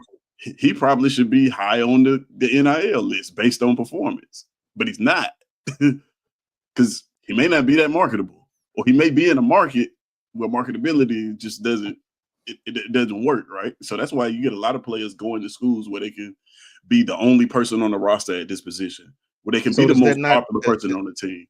Does that not help the bigger teams first? Does that not help the Bamas, Georgias, Ohio States more than it does the Arizona States? Well, it does. In terms of marketability, it does, because you theoretically more eyes would be on me at Alabama, right? But more eyes would be on me only at a smaller school. Exactly. If that makes sense. Yes. So like if I go to Alabama, you got Hollywood, you got Miro, you got all these other players who are just kind of eating up bandwidth. If I go to Arizona State, it's just me. I can be the most popular person in Arizona at that school. Will you have the NIL? Because I look at Bryce Young. He did it the right way, though. Bryce this dude had the Heisman House. He had so many NIL deals, bro. Like, and this is early in the season. He was playing well. This dude value just kept getting higher and higher and higher. Him and Will both. Yeah. So I agree. I see what you're saying, but I also agree if you ball out, they gonna come to you. If you ball, like, look at Genty. I didn't even know who the hell he was until this season. Right. You don't tell me he was getting hella deals just because of how he played. Look what he had to do. He's finna break a record that hadn't been. How long is Barry Sanders' record? 35 years. Yeah, you got to be that type of player to go to one of those schools and do that. You see what I'm saying? I agree. The more you ball out, though, you of course you're going to increase your chances of becoming more popular, thus earning more NIL money. But I don't think it's as cut and dry as that, though. Like, there are some people that are balling out at some of these other schools that may not have a high valuation just because they're not marketable. Yep. They may not be media trained. They may not. It's like Miami. They always gonna have an advantage, man. Private institution, they can pay what they want to pay. They're in a great city, right? But they just, I don't, So it's just all over the place, bro. I don't know. That's why it's impressive. That's why it's impressive what Dion did in Colorado to get them. These are the highest NIL evaluated kids in the country, and they play at a school. You know what I mean? Terrible. That's not in the SEC, not in the Big Ten, not in the big conference. You see what I'm saying? He's able to market them in a way that listen, say what you want. Travis Hunter they've been campaigning for him for the Heisman, actively campaigning for him for the Heisman since the beginning of the year. Right? That's how it used to be. Yeah, for sure. Mhm. But they are good at it. Yep. Right? So if I'm a player, Watch team in the country. this is where it Yeah. gets dangerous for everybody. If I'm a player, I'm looking for that. If I'm truly chasing the bag, I'm not looking at where I can win at. I'm looking at who can get me the most money. Where can I become the most popular at? It may be I may go play with Deion and never win a championship ever, never even make the playoffs to compete with one. But I may make more money than everybody that been in the playoffs who did, just because they know how to market players. Watch my words. These teams, you're gonna start to see these teams up their marketing game. The Auburns, the Alabamas, the Ohio States. They're gonna start mimicking some of the things you saw in Colorado. You're gonna start seeing some celebrity concerts. You're gonna start seeing people on the sidelines. Everything that people said they didn't like about Colorado, you're gonna start seeing it was one of them. those. Yeah, because they want to attract that attention and drive that popularity up for those kids, so that they can earn more NIL money, and you can sell that. You can It's not sell like that. Pete Carroll wasn't doing that at USC in the 2000s. yeah, back in the heyday. For sure. But look, Dan Lanning hated on Deion. He just clicks and views. Then guess what he started doing? Now he got a whole docket. What is it? Where the camera following you during your games? Mhm. You did the same thing, man. The exact same thing. It's a copycat sport, man. We already know what this stuff And is. y'all tell me what the #1 watched, most viewed school this year was. And you can Google this. It was Alabama, Georgia, Colorado. So you can say what you want to say. Man, those people have had record sellout. They hadn't had a record sellout in 16 years, bro, until these last 2 years. Every butt was in a seat in that whole stadium. Prime example last year, man, when the whole Prime effect, man. Deion Sanders, Coach Prime, had everybody up until 1 o'clock, 2 o'clock in the morning watching Colorado and Colorado State. Yes, sir. Right. Wow. You can't tell me that. Like, that is amazing, man. Now I said this and I'll stand by it. None of that extra stuff help you win football games. None of the stuff we're talking about marketability. We're talking about celebrities on the sidelines. We're talking about all that. None of this helps you win football games. But my point is, we're approaching the time in this game that we love so much where the focus isn't on winning football games anymore. And that's when the product is going to start to suffer. The focus is on becoming popular and getting a bag. Well, I say that, Tiz. I think that's I disagree for places like Bama, Georgia, Florida. They're going to always be about winning. I think that what you just said fits Colorado perfectly because they were so irrelevant. You know what I mean? I think that schools like Alabama will always be about winning. If you don't win here, it's a lost season. You know what I'm saying? It's about championships. It's a copycat league. It's a copycat league. But I do agree. You let Colorado win the championship. Oh, yeah, then of course. All that. Yeah. And then now everybody's going to be doing the same. Yeah. Facts. Man, you may even see a return of Bozo the Clown, man. You ain't no telling what they have. Bozo Super Sunday show. Oh boy. Just for clarification, when we was talking about NIL, the verification for on 3, the top guys, we got Shador at number 1, we got Travis at number 2, Arch Manning at 3. The girl from LSU, she's 4. The gymnast. Cooper Flag is number 6. What's my guy name? I do not know how to pronounce his last name. That just committed to BYU, AJ. Oh yeah. I can't pronounce his name. Yeah, he's 6. Surprisingly, I didn't think Jaylen was this high, but Jaylen is number 7. Lenora Sellers is another surprise at 8. Quinn, he's making more than Quinn. That's crazy. I guarantee you, if you go to South Carolina, Lenora Sellers is on every piece of paper, every bill. You know what? What's interesting about that list, though? Look at it. You don't see their stats on there, do you? Nope. You only see their Instagram followers, they TikTok, and then if they got a Twitter/X, they got that. Yep. It's crazy. Yeah. Hey man, it's the time that we living in, man. I know a lot of these guys are like really like you just said, man, it does not equate to winning football games. The whole point is to win games. Winning's gonna cure a lot of this, man. A lot of these guys Right, gonna be right. like folks because they know, like, okay, yeah, I'm getting this bad right here. Yeah, it's cool because I'm making more money than I ever made, and probably more than my parents ever can make in a lifetime. But the big bag, the real players that know what the big bag is, like the Jeremiah Smith. Like Jeremiah know he getting a bag at Ohio State, but he want that big bag in the NFL because he's gonna be that guy. Now, some of these guys like Diego Pavia, he probably never sniffed the NFL.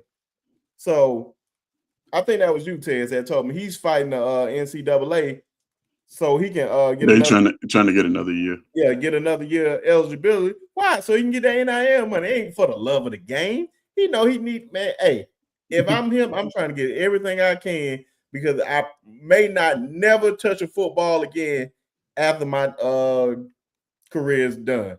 So man, Well, I don't want to play him no more. So I hope yeah. it goes bad. Oh, Go to the Yes, NFL. it seemed So like you just I don't want read, to play him. You just don't want to play him. but it I seemed look, like I Go to it seemed like I read somewhere that the NCAA denied Pavia oh, that next year. Really? Yeah, Mm. I read that something that they denied him. Mm. Yeah, he probably Well, I'm gonna go back and pull that up, and man, I'll he gonna shoot try it to to you and fill let you that one, see it boy. for yourself. He gonna go all in for that because he want that money. The money's too good right now. very good, man. Yeah. Man, my brother Crimson dad. Listen, it's not to switch gears, but he didn't No, hit me go ahead, twice go with ahead. this. Bro, listen, we all got different opinions, Crimson. I respect your opinion. I like what Genty done, but I can pull up, and this is I played running back, so I love running backs. But what Genty done at Boise State, I can pull up Melvin Gordon's stats, who did the exact same, actually better than his in the Big Ten, and he didn't even win no Heisman. It was Marcus Mariota that year. So it has been done before. What Travis Hunter done in 100 years of football has never been done. You can't, don't give me Charles Woodson, 33 catches. No. This dude had over 1,000 yards receiving. He was he was better. His stats was better than Ryan Williams, man. Right? And his stats was better than 90% of DBs out there. Right? So you had the best receiver and DB at this in the same year. That has never been done in football before, bro. Ever. So love Genty, but I watch Melvin Gordon do this. Pull up Melvin Gordon stats right now. He done the exact same thing in the Big Ten against real competition. So what Travis done ain't been done in 100 years of football, brother. That's just my humble opinion, though. Love you to death, Crimson. Okay, go ahead. I'm sorry, my bad. Oh no, man. Hey, I think the only like, man, you could not go wrong with the Heisman either Yeah, way. You could facts. win with Jens. If you went with him, I wouldn't have been Yeah, mad. I would have been mad. Yeah. Yo, you would have been mad? No, I said I wouldn't have been mad. Oh, You got, okay, yeah. he had a great season. Yeah, I would have if it went to him, cool. If it went to Travis, which it did, I'm cool with it too, man. It just hey man, it's just yeah, one I'm of cool those years. anyway. It's just one of those years you can't go wrong. Now, some folks, we know a lot of folks, man. The reason why they really mad about that, man, Yeah, is they don't because like the of young boy. Deion Sanders. That's it. Facts. And a lot of folks don't, man. We talked about it. I even said it on Twitter, Coach Sean. Yeah. A lot of folks just hate a confident black man. I'm sorry. They just hate confident black men. They feel like you Classic. got to be humble in some type of way. And I ain't trying to take it to the race thing, everybody. I'm Yeah. just saying, well, we all know the truth. Is one of those things that the truth is truth. It's like, man, you got to humble yourself. Anytime you see a confident black man, what's the first thing you hear somebody say, man? He got to humble himself. Why, man? If you good at what you are or what you do, man, you just that guy. He said, if you can talk the talk and walk the walk, what's the problem? I have a problem when you talk the talk, but you can't walk the walk. This man has literally done everything right. A great player, a great father. Like, this is a model citizen. Love the Lord and everything. I don't understand the hate around this man. It's kind of it just really just bothers him to me, man. I really don't understand it. But hey, man, God bless y'all. Yeah. Fact. Coach, now I do have a problem. Now, I got a problem. And I'm for Travis. Hey, he did it up. But it's a shame to me now and a crime that a man can throw for 3,926 yards, 35 touchdowns, and 8 interceptions, and you don't get not one Heisman vote, and that's Shador Sanders. Yeah, that's But crazy you can too. put Dylan Yeah. Gabriel up there. Are you kidding Yeah, me? come on. Yeah, man. I ain't even think about that. That's true. That's Yeah, true. man, that's a play, and that was a play on. Jaylen Gabriel. He got one first place vote, and he trying to figure out who was that person that gave him that vote. But I think the whole Dylan Gabriel thing was just based off because they had a number one team in the country. You may Right. you may usually get some guys up there because you like the number one team, like Georgia that one year when they had like C.J. Stroud and Caleb Williams and all them, and they had Stetson Bennett up there. I'm like, bro, I can name 5 people before I can see Stetson Bennett being up there. Right. I And mean, then what hurt I think what hurt Shador was like when you come out and you give Travis Hunter best receiver in the league. Now they look at that as like a lot of Shador production is because you throwing to the best receiver in the country. Yeah. That's probably what hurt him the most is that he had Travis Hunter on his team. Yep. He put that up without Travis Hunter on his team. He probably head and shoulders your Heisman winner. Hey man, it's plenty of guys that had Heisman Trophy. I mean, not Heisman Trophy guys, but you had big dogs on your team. It's been games where it's shown. But he's won the award for best receiver in the country. There's a difference between big dogs and you saying like this dude is the best receiver in the country. That's you probably won't find a Heisman quarterback that won in his receiver. And he had a receiver on this team that won the Biletnikoff. Well, it could have came close with Matt Jones, but Smitty had a tremendous year, and we had a bunch of guys on there, man. It really don't matter, man. Either you can ball or not. It really don't matter. It's usually gonna go to the receiver though, and then he playing both sides of the ball. I get it. Yeah, I get it. So, man, yeah, it's one of those things. But hey, man, since everybody up here and Mr. before Frank. oh yeah, man, shout out to Frank, man. Shout out to Bishop Frank. Good old Oklahoma Sooners fan, man. Always showing love to the channel. Good friend of the show. Oh, also shout out to all the guys, man. Shout out to Jay. Shout out to Ty. Shout out to Chance. So many of us, man. Who I'm missing, Coach? You need to help me. Coach Carl, Coach Al. Coach Al. Everybody. Everybody, man. That's what I say. It's hard, man. We like Wu-Tang Clan, man. What y'all think about this playoffs, man? That's what I was just about to go to. Piano Man. I hope it's blowouts all across the board. I don't want nobody to be happy. This is literally going to be the final saying for the first round. What do you got, Piano Man? I need Coach Carl so he can tell me I'm out my flipping mind again. Exactly. But I'm still calling for Tennessee to knock off Ohio State. I want to see that happen. I called that, by the way. I want to see that happen. And I don't want none of the Bama fans and you two, Auburn, don't get it twisted. I don't like Tennessee, but in this case, I can't stand Ohio State because I don't like Ryan Day. And I want to see Tennessee beat them. And I want the board of trustees, the board of deacons, the board of bishops, or somebody to write him a letter and say you are fired. I want to see him go, give him the boot. And then number 2, now this is where I need Coach Carl, I'm still calling for SMU to upset Penn State. Hey, James Franklin's just like Ryan Day. He can't find his way out of a wet paper bag with holes in both ends. I'm serious. I can't do it. So, and then Notre Dame will beat Notre Dame will win, and whoever else playing. Hold on, Piano But Man. Don't give us your secret yet. Go around the board, Brinsky. He picked me and Piano Man together on that. We picking Tennessee to beat Ohio State. Go, Nick. Who you got?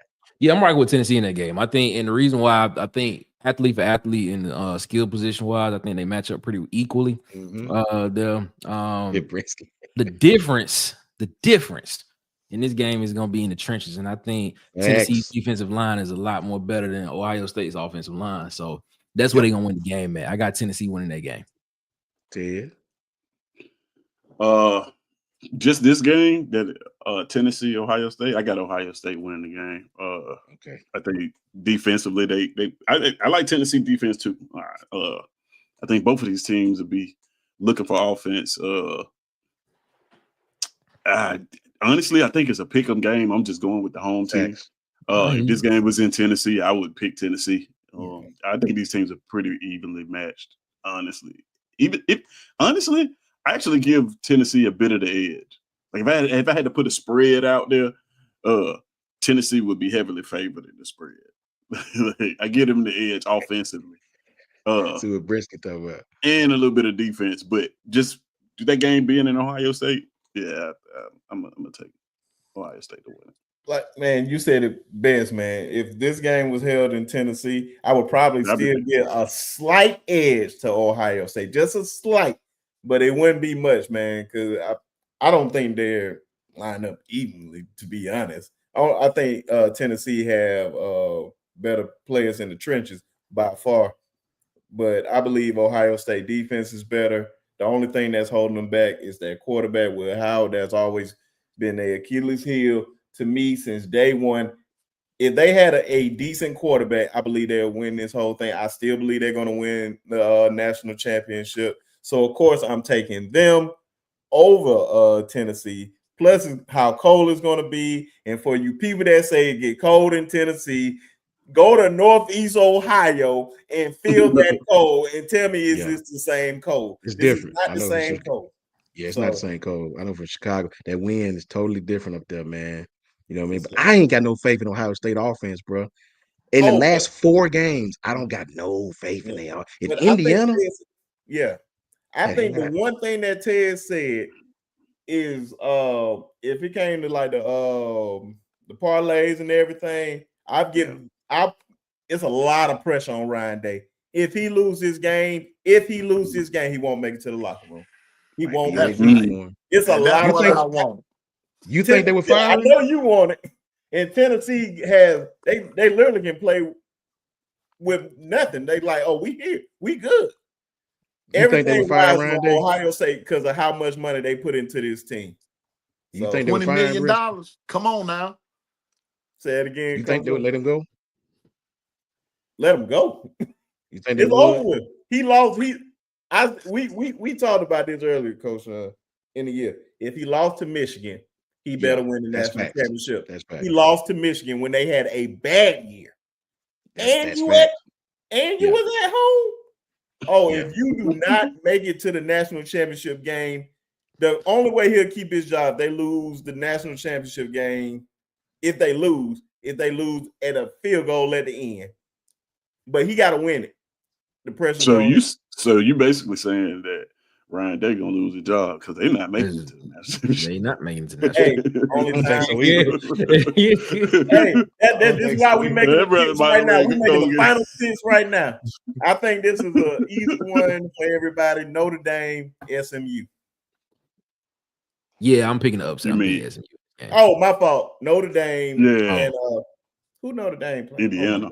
Indiana. That's what they playing. Yeah. There we go. I needed to put this back up just to that's the blowout right there. I got Notre Dame by a mile. Clemson and Texas, though. I don't know. I think it's gonna be a closer game.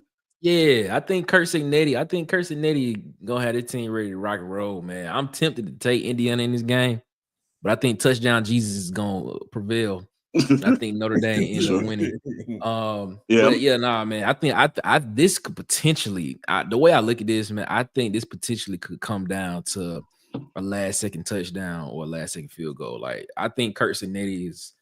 I think he gonna have his Indiana team ready to rock and roll, man. I wholeheartedly believe that because his first year there, I look at it from this perspective, his first year there, if he's able in his first year at Indiana to win a playoff game in Indiana against what's considered to be one of the premier brands in college football. If he's able to do that, and it's in-state too, it's almost like an in-state rivalry. They literally right down the road from each other almost. Yeah. So I mean, yeah, I think Indiana gonna be hyped for it, but I'm still gonna get an edge to Notre Dame.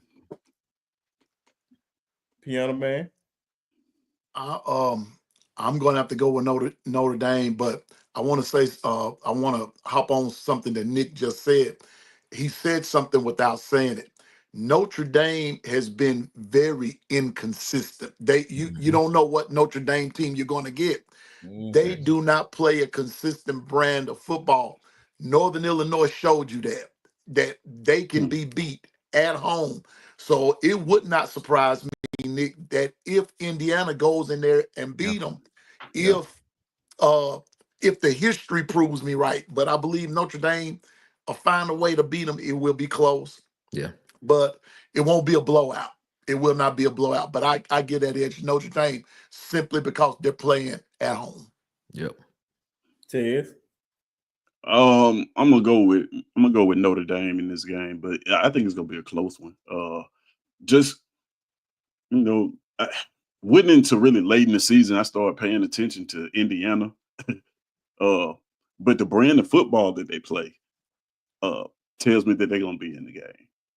Offensively, a lot of people get the ball. When you go and look at how many people run the ball for them, how many rushing attempts they get, the short passes, the quick game. Like they just play a brand of football that it's tough to blow them off the field. Yeah. And like Piano Man said, Notre Dame has been inconsistent. You don't know what you're gonna get.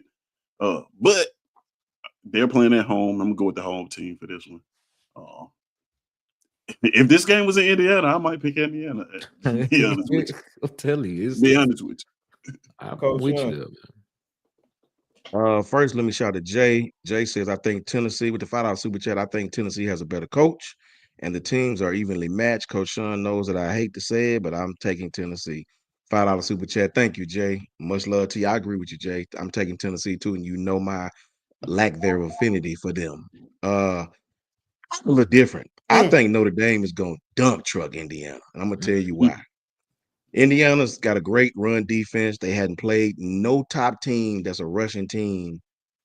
They lost to the only team that was decent at running the ball. And Ohio State's not very good.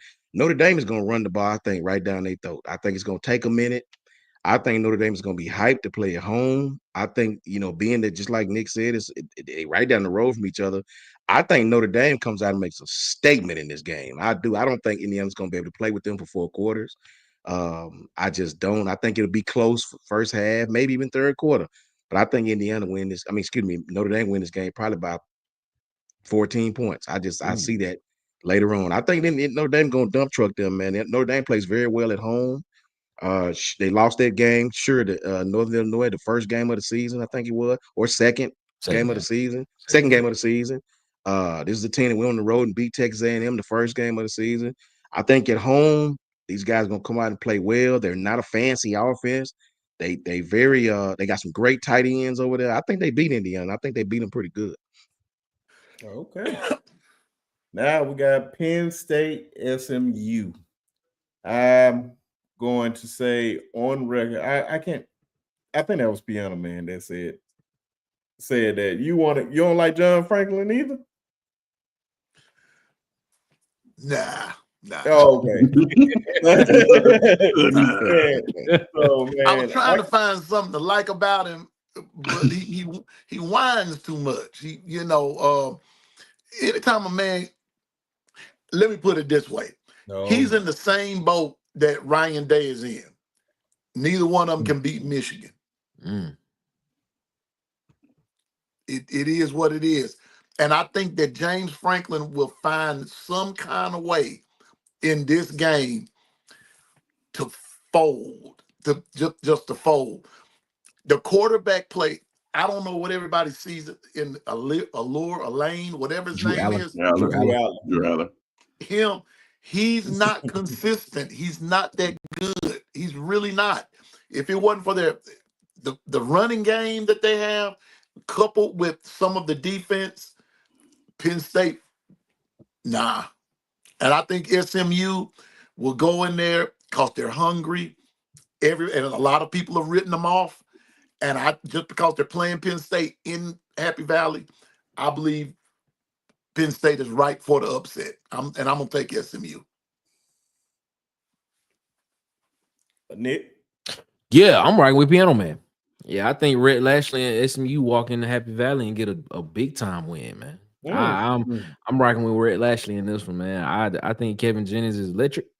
I think that offense is going to be able to put up points against Penn State. I feel the same way about James Franklin. Can he win the game? Is the moment too big for him? Because as you've seen in recent memories, when he gets in that moment, he folds. But Rhett Lashley has been there. Rhett Lashley has been to a national championship game. He's been in the SEC championship game and things and stuff of that nature. So, I mean, and he's won a SEC championship as well. Didn't win the national championship. Should have won that game. But True. If Gus Malzahn would have ran the ball, if he would have stopped, if he would not have gotten Whose national championship was that? That was the Florida State one. Yeah. Oh, shout out to Famous James. He should have. Famous James. And he got conservative and ran the football, so he kept throwing it. He should have kept throwing the pedal. But nah, man, I'm taking Rhett Lashley in that, man. I think Rhett Lashley got a good thing going at SMU. Hey, man, pony up. I'm with SMU in this one, man. I got faith in Rhett Lashley. Ted. Yeah, I'm gonna go with Piano Man and Nick. I think SMU get an upset in this game, man. Said Rhett Lashley in there. The brand of football they playing. He likes to run the ball. Kevin Jennings, even though it came in a loss, my God, he's hot as fish grease. Like he's got to be confident. He has got to be confident after that performance going into this next game. And Penn State, like y'all already said, inconsistent team. James Franklin is is one, in the same, like I said, just like Ryan Day. If he loses this game in Happy Valley, 9 times out of 10, they're gonna bring out they all white. If you get these people and they good Sunday white, to lose this playoff game. Sunday white. Oh Jesus, it's gonna be slim for you, man. And I think that's gonna happen, man. I think this SMU team is better. Is better than advertised. One thing about it, Happy Valley is a raucous environment. We know it's probably one of the most deafening places to play in. So that'll be interesting to see how they deal with that. But yeah, I don't have no confidence in Penn State to win this game. I agree with Tez. I agree with Nick. I agree with Piano Man as far as the inconsistencies of Penn State. But I think Abdul Carter gonna kill him boys on that weak air raid in this school. All that air raid, all that passy. Man, Penn State finna give Nick Singleton 30 carries. I think they dump truck SMU. I don't even think it's gonna be no close game. I don't. I think Penn, and I ain't got no faith in Penn State, but I think Penn State style is a horrible matchup for that defense on the other side of the ball. I think Abdul Carter is going to eat this game. They ain't got nobody to block him on SMU. I don't think they defensive front, their front 7 box can stop 12 personnel coming downhill. This is a horrible matchup for SMU, bro. I'm telling you. They gonna get whipped, bro. You call me Shunstradamus after this. Shunstradamus. Penn State will beat SMU. Yeah, So man. you got 2 blowouts already. Yeah, yeah. I do. So he got, I know. So you got Notre And Dame Notre, as a blowout. Yeah, and Notre Dame. this one. Notre Dame. Yeah. I'm right there with him, man, with Penn State, man. I believe, especially, I don't know if it's a night game or not. Man, that crowd is about to be so loud, man. Yeah. You ain't gonna be able 30 to hit. carries. I hope there's no way you can prepare for that, bro. There's no 30 way you carries. can prepare for that. Mhm. They're gonna be so loud, and it's gonna be the first game in that stadium in December. It's about to be straight chaos up in there. If John Frank lose this game, he's on the hot. I don't think he's fired, but I think he's on the hot seat because it's like, damn, man, can you win one big game? Just one big game? That's why I said, man, he had one of the best finesse ever. Did good with Vanderbilt that year. Found him a nice cushy gig at Penn State. Like you ain't gotta win. If you win a lot, cool. Just keep it. Just don't go under 8 wins. You can be good. You can be coach here forever. Cause we don't expect too much over here. Coach, I'm gonna say this in a rebuttal to that. The reason I believe that if they lose this game, he's out, and here's my reasoning. They lost to Ole Miss last year. Mm. They lost to them, and they had everybody. And Ole Miss was not supposed to beat them, and they beat them fair and square. So he's been on the hot seat. He can't get no hotter. Hey, that's why the game's got to be played. Well, Can't they gonna wait. play it. Mhm. He loses. Last game, gentlemen, and then we out of here. And I purposely say this game for last. Clemson versus Texas. Now, at first, I thought this game was going to be in Clemson for some odd reason because they won their conference championship game, and I thought they were going to get a bid. Then I had to remember, like, no, that just high bid and all that other bull jive. But it's going to be played in Austin, Texas, and it's going to be chaos there too. Bevo is going to be ready. If you told me that was Trevor Lawrence on the other side with Clemson, I would have been like Clemson coming there and upset Texas. But Quinn Ewers and them boys are going to have a field day with Clay Klubnik. They're going to welcome him home with open arms with a bunch of sacks, a bunch of fumbles. It's going to be a party in Austin, Texas that night. I got the Texas Longhorns winning 38-14. Blowout. Bash. Blowout. Piano Man. You said 38-14, right? 38-14. Matter of fact, I'm sorry, 41. 41. Give him 3 extra points. Give him 3 extra points. Right? Yeah, All right. So we went from 38 to 41. All right. You brought up a key word. You brought up a key name, and you said Quinn Ewers, right? Yep, I did. Sir, when was the last time Quinn Ewers played a complete game? It's been a minute. All right, Yep. and I think that streak of incompleteness is going to continue. Now, I will say I believe Texas will win the game, but not under Quinn Ewers. I believe that Clemson's defense is going to pressure him. And I've said it all year long. Quinn Ewers is one injury away, and I don't want to see nobody get hurt, but he's injury prone. And then number 2, Clemson plays that style of defense that will confuse the quarterback, and they can get relentless on you. They're gonna play you. Clemson gonna be one of those hungry teams. So, and then offensively, well, Klubnik, well, they're gonna have to run the football, and that's gonna be hard to do. So, with that being said, you said 41-14. 41-14. And I'm sticking I'm by going to say Texas 37, Clemson 21. I keep it like that. Texas will run away with it late, but after Ewers comes out. Nick.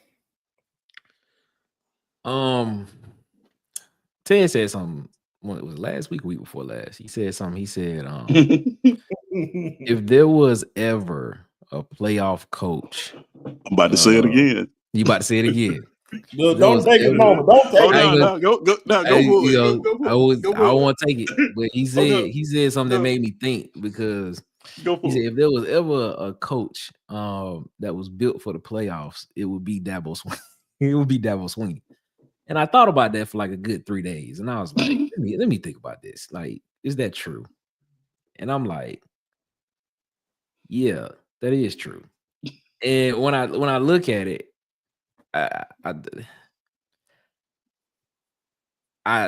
man, every fiber in my being is telling me to pick Texas in this game. I'm still gonna pick Texas. I'm still gonna pick Texas in this game because I think Texas defense is legit. And I think Texas defense keeps him in the game. I think Quinn Ewers makes a mistake. I think he makes a couple of mistakes actually in this game. And this game is gonna be closer than what people think. But the defense wins this game for Texas at home.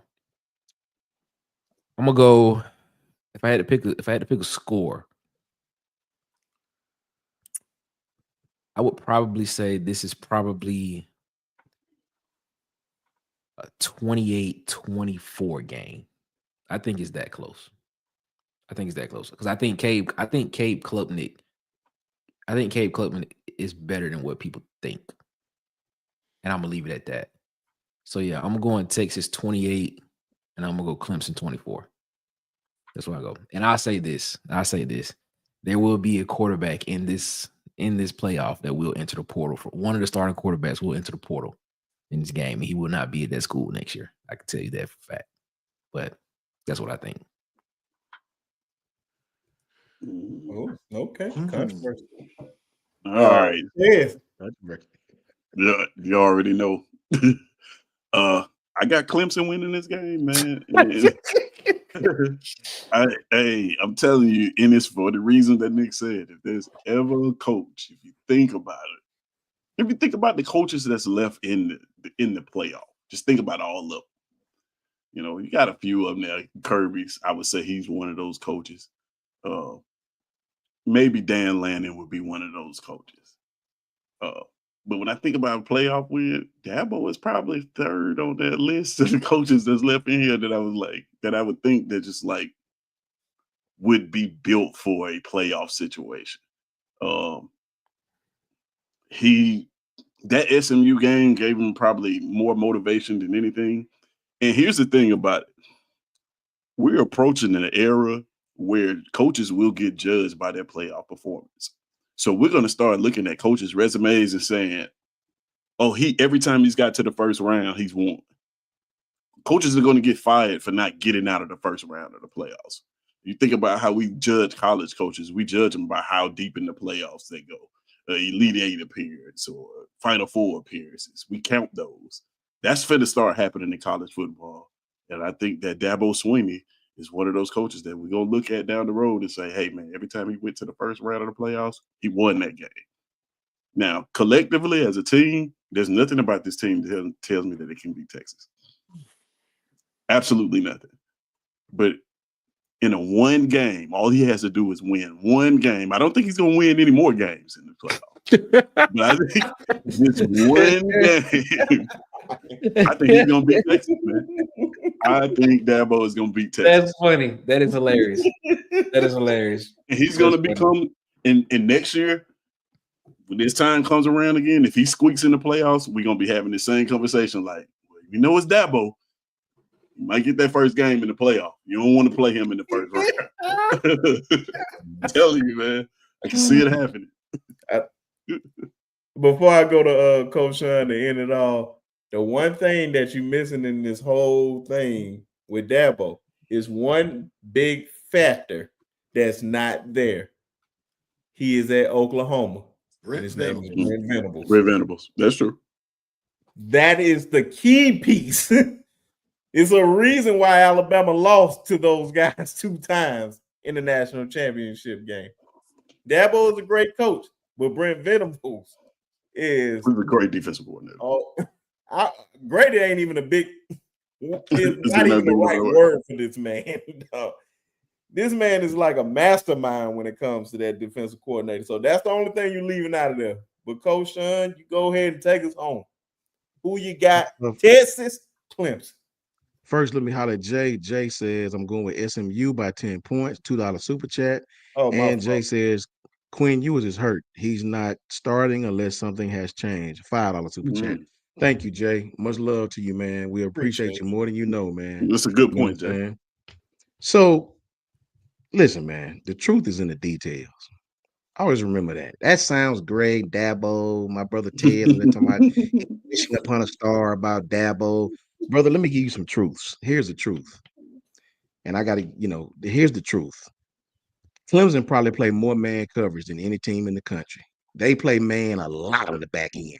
I watched Georgia, probably one of the most talented defenses in the country, play man, and I watched Texas destroy them with high-low plays, with 9 routes, with stop and goes, hitches. If Clemson come out and play man against Texas, Texas is going to score 30 points in this game. They don't even have to be great to beat them. I watched SMU run hitches all day on Clemson, second half, right? So much that I thought they was letting them score. Like, what the? You know what I'm saying?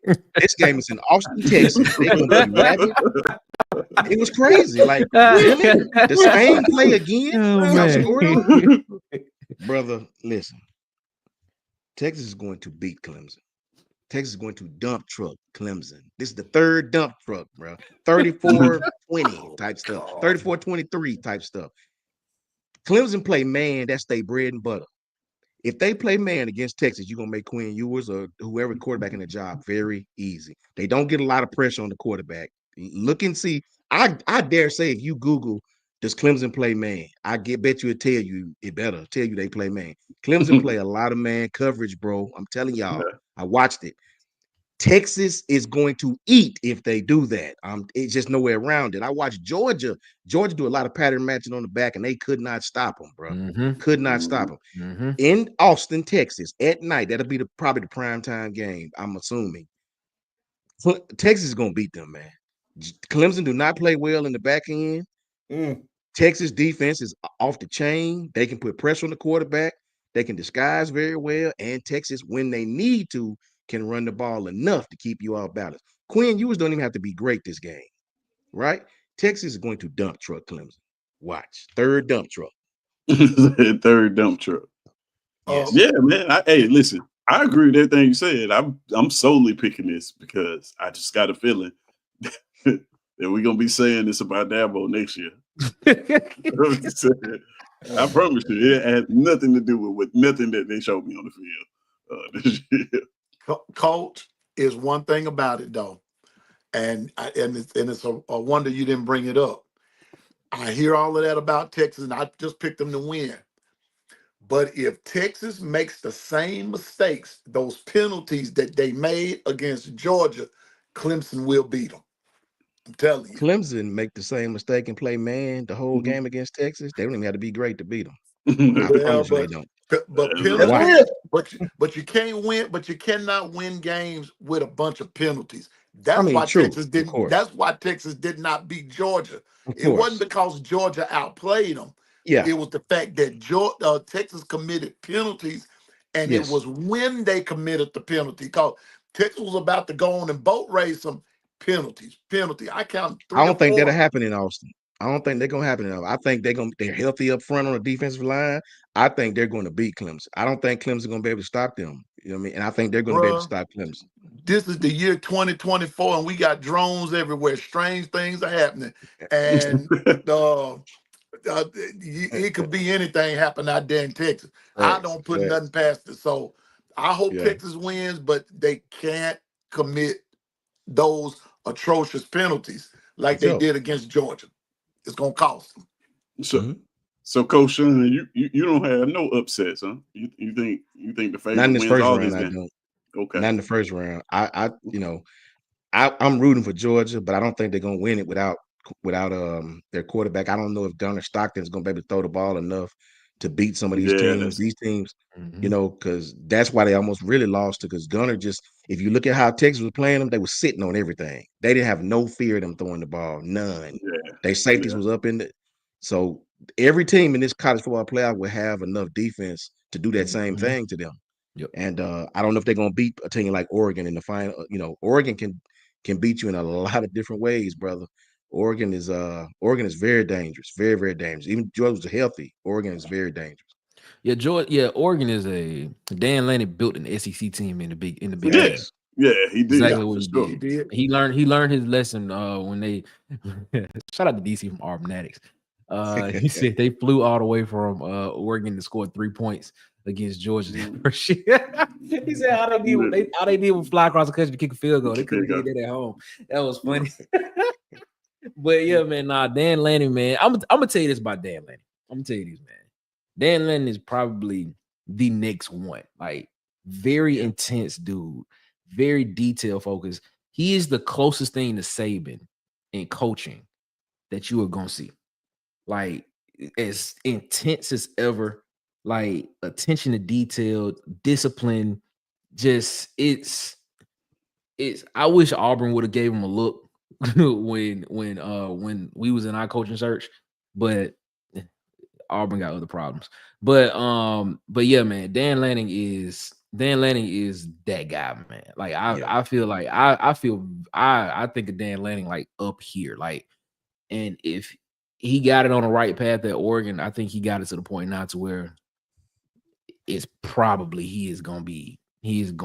I see you saying Kirby in the chat. I see you saying Kirby. But Dan Lanning, he's younger, and he can do it for a longer period of time. So he's more innovative offensively. Exactly. Kirby's a little bit conservative. Exactly. And and you got to understand, Dan Lanning was on that staff with Saban as well. Yeah. No. So I'm you're telling saying you, it wrong. Legendary staff. He was on that staff with Nick Saban as well. You know what I'm saying? So I'm telling you, man, I think Oregon gonna be a problem for decades to come. Yeah. You see they coming down south to get kids too. Exactly. Dan Lanning is basically taking what he learned in the SEC and he just took it to the Pacific Northwest. They came to Alabama and got the #1 player. Yes. Out of the state. Yes. And offered him a shoe. They won the Big Ten in their first year. Right. Yes. They won the Big Ten in their first year, bro. Yes. Yep. And offered him a shoe contract. Like, how are we supposed to compete with that, man? Can't. How do you, as a kid, as a 17-year-old, turn that down? I know I would. Phil Knight walk in your living room and say, "We can get you your own cleat custom, your shoe with your name on it." There's not another school in the country that can offer that at all. And that's a game. Everybody, Jeremy Sanders, that last statement, that's not all the way true, but we'll leave it at that. Hey, they had a joke in one of the forums, said that we was gonna build them a nice porch out back. They showed them his new shoes. Yellowwood. We showed him a new porch on the back of his house. And he was like, "Yeah, I'll take the shoes." Oh man, they funny for that one. That is hilarious. Hey, whoever said that, hey, y'all funny for that one, man. Hey, fellas. Hey, it helps when your boosters, got something that they can provide like that. That's real. Hey, y'all. Tim Cooks. I appreciate he should have offered them Apple Watches and something. Hey, y'all, man. I sure appreciate everybody coming on tonight, man. Coach Sean, Tez, Piano Man. Happy birthday again, Piano Man. Happy birthday, man. Happy birthday, man. Thank you. Thank you. Nick. Yep. Oh man, it's been a great show. Appreciate Nick just even coming up here. And folks getting to know you, man. And I'm glad they're getting to see you on this side, man. I've been trying to link you up with these boys, Coach Sean, Coach Carl, Ty, all these guys for a long time. Now they get to see another Auburn fan. He talked crazy a lot. Smart man. You know, Thank no, you, he's Tiz. not. Thank No, you, he's Tiz. not. No, he's Smart not. man. Appreciate that. Thank you so much. No, he's not. Smart He's man. not a sensible Auburn fan. He's He's one a of genius. those. He's a an genius, is what he is. Not. Thank He you. was with the last super chat. It's a great show, coaches. You need to run this crew back after the first round of the playoffs to grade your picks. You know what? You're right about that. Because I'm going to remember I'm going to take notes of what everybody said. And I'm going to talk bad about it, even myself, even if I say something crazy. Either you're gonna be Nostradamus or you're gonna be I need something. I can't be. Well, you'll be Homer Simpson or something. In a nice way of saying you be one of the two. There's no in between here. But appreciate you guys, man. We're gonna let everybody shout out their channel and make sure you guys drop your link down there in the comment section. And everybody, please subscribe to their channels, like the channels. It costs $0.00 to support, and we appreciate everybody showing up tonight.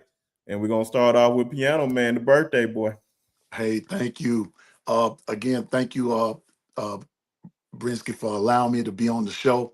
Nick, nice to meet you, my man. Yes, I sir. will be subscribing to your show, even though let me tell you something right quick, Nick. I don't know who I dislike the most: the Dallas Cowboys, Auburn Tigers, LSU, or the Devils. Oh, man. I'm just gonna leave it like that, okay?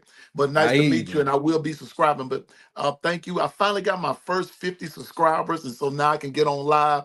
But you can meet me at The Long Run with Piano Man on YouTube. And if you're on X or Twitter, I'm Music and Sports Guy. And I'll be glad to just collaborate with everybody. And I'm looking forward to chopping it up with all my brothers here at B Sharp. Nicholas. Yeah, man. Yeah, man. Hey, man, thank you so much for having us over here, man. We appreciate you, man. My name is Nick Frazier, one half of the Water Cooler Talk podcast, the coolest podcast in your ear. Man, we talk college football, we talk SEC, but we have a really strong emphasis on interest on Auburn sports. So you can follow us on Twitter, at coolestpod23 on Twitter. And follow us. Subscribe, like, share, hit the notification bell so you know when we post. We're trying to grow our following over there on our channel on YouTube as well. So we do shows every we do a show Monday, Wednesday, and Friday. Our main show is on Wednesdays at 8:30 Eastern, 7:30 Central. But we're in this transfer portal frenzy right now. So we're doing the show every day from last Monday all the way up until the end of the transfer portal. So check us out, man. Let us know what you think, man. Hit the subscribe button, man. And we appreciate you so much, man. Appreciate it. War Eagle, man. War Eagle. That's what I'm talking about. Yeah. Oh, God. War Eagle. All right, so yeah, let me see if I can get this right. Yeah, there it is. Tez. Boom. You do this enough, man. You should know which side it is. It's a lot more difficult than it seems. Trust me. But yeah, man, you can follow me there, Proto Imagery, on all platforms. I guess I've been told to tell you guys that I am a photographer. I don't know if I've ever said that on here. I am a photographer. You have never said that. Yeah, And that's why I never understand it. Yeah, that is my Instagram right there, Proto Imagery. And you can check out my work there. And also my website is frodoimagery.com. I apologize for it not being updated. One of the reasons that I haven't promoted it as much is because I've taken some time off. In all transparency, back in March, Brinsky knows this. A lot of people don't know it, but I went deaf in my left ear. It's complicated, right? But basically, I woke up one day and I couldn't hear out my left ear, and so my balance was off, and so I've been kind of out of it this year. But if you follow me, and check out my webpage. I got a lot of new cool stuff coming soon, man. Getting my feet back up under me and getting back to work. So yeah, that's it. War Eagle, as always. That's what I'm talking about. There's nothing else to be said. I can say War Eagle again. War Damn Eagle. Yeah, get off.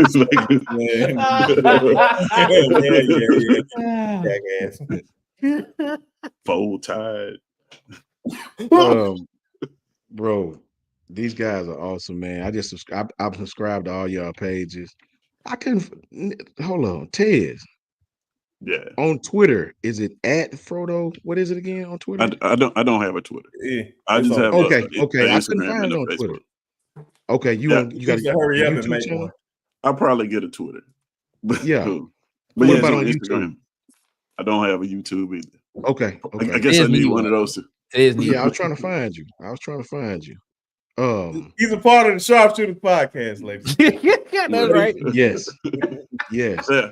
Come see me on the Ah. Sharpshooter podcast. My brother Jay with one last super chat and Goose, if I'm not Oh, mistaken. yeah. Jay says, I really enjoyed you guys tonight.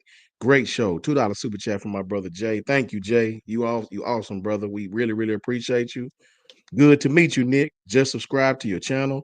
Hit it to yours now, Piano Man. Appreciate My that. brother Goose, $5 Thank super you. chat, always coming through with the rest of the fellas. First, let me say thank you to everybody, man. Everybody who chimed in with us. We had a good time. Big love to my brother Brinsky, who allowing us to come on his platform and stream to all of ours through his. Happy birthday to my OG Piano Man. Nick, it's a pleasure to meet you, bro. I just subscribed to yours as well. Appreciate that, man. And Appreciate Ted, you know, I'm always looking for your page, bro. Love kicking it with you, man. Guys, really knowledgeable. All y'all boys knowledgeable about football. I really enjoy it. You can find me at JMHO Sports Talk. It's just my humble opinion. That's all it is. That's on Twitter and YouTube. Really appreciate everybody subscribing, man. You guys are awesome. And roll tide to my brother Jance, my brother Ty Hayes, my brother Coach Carl, my brother Coach Al. Tap in with all these guys as well on Twitter. These guys are awesome. My boy John over there at Bama Standard, Justin over there at Bama Standard. These guys put out really good content, man, and they support one another. They don't tear one another down, man. Much love to them guys, man, and continue to support each other, man. I second my brother Piano Man's motion. I hate the Dallas Cowboys as well, being a Pittsburgh Steelers fan, right? But I probably hate the University of Tennessee more, right? I probably hate them more. Not many things I use the word hate on, right? But Tennessee Vols is probably one that I gladly use it. So come back, check our things. Dump trucks coming. Remember that. Much love to everybody, and roll damn tide. And y'all already know, man, I'm Brinsky Sharp of the Sharpshooters podcast. I appreciate everybody coming up on here tonight. And as always, y'all already know the page is down there in the comment section. Hit the subscribe button and cost $0.00 to support. Also, happy birthday again, Piano Man. Appreciate you for coming up here. Shout out Thank to the you. Water Cool Talk podcast. Shout out to Marcus. He's the other part of it. And yeah, he's that other Auburn guy over there. War Eagle Marcus. That's what I'm talking War about, Eagle. Marcus. Yeah. Like, Mayor. the mayor. The mayor. Johnny Ford. That's his name. Johnny Ford, ladies and gentlemen. It's a joke. His name for the insider, so y'all wouldn't understand with that. Shout out to Tez. Shout out to Arlon. Shout out to Quint. Shout out to the Haven. Shout out to the guys. And shout out to Jason. Guys that just pretty much just came up on the channel to help me out. And just love. We talk about this already. So like, man, let's just get on here and do it. Shout out to them guys always helping me out and showing me love. And my main man, Coach Sean, definitely good brother. Definitely became a great friend over time. Great mentor. Just love his brother overall. And Likewise, I just brother. also want to shout Likewise. out to the other man. Oh yeah, definitely shout out to you, Coach Sean, man. Showed too much love. And my other guy that was supposed to be on here, one of the man of the superstar. We already know Ty Hayes, ladies and gentlemen. The Shout out to Ty, man, man. he was supposed to be on here tonight, but of course, other stuff happened. Appreciate him and all what he do. Really brought a lot of us together. That's a fact. And one of the most genuine people you will ever meet in this lifetime, ladies and gentlemen. So definitely show love to him. And like I said, man, make sure you guys just subscribe to the channel, keep supporting us, and we're gonna keep going far. And I just want to make sure this is understood before we get off on this channel, because Oh, I my know God. we've been dealing with a lot of bull jive. We've been hearing a lot of bull jive. This had to be put up again. And the man himself, rest in peace. Merry Christmas to your family. Shout out to Alabama and shout out to Bear Bryant. Shout out Marquise. Shout out Marquise Mays. Shout out Marquise Mays. We got Shout the out to Marquise same Mays, Marquise thing. Mays. man. Shout out to Marquise Mays, ladies and gentlemen. Shout out to that Marquise great Mays, brother. boy. And ladies and gentlemen, as always and forever, y'all already know what time it is. F Auburn, F them trees, and roll damn tide.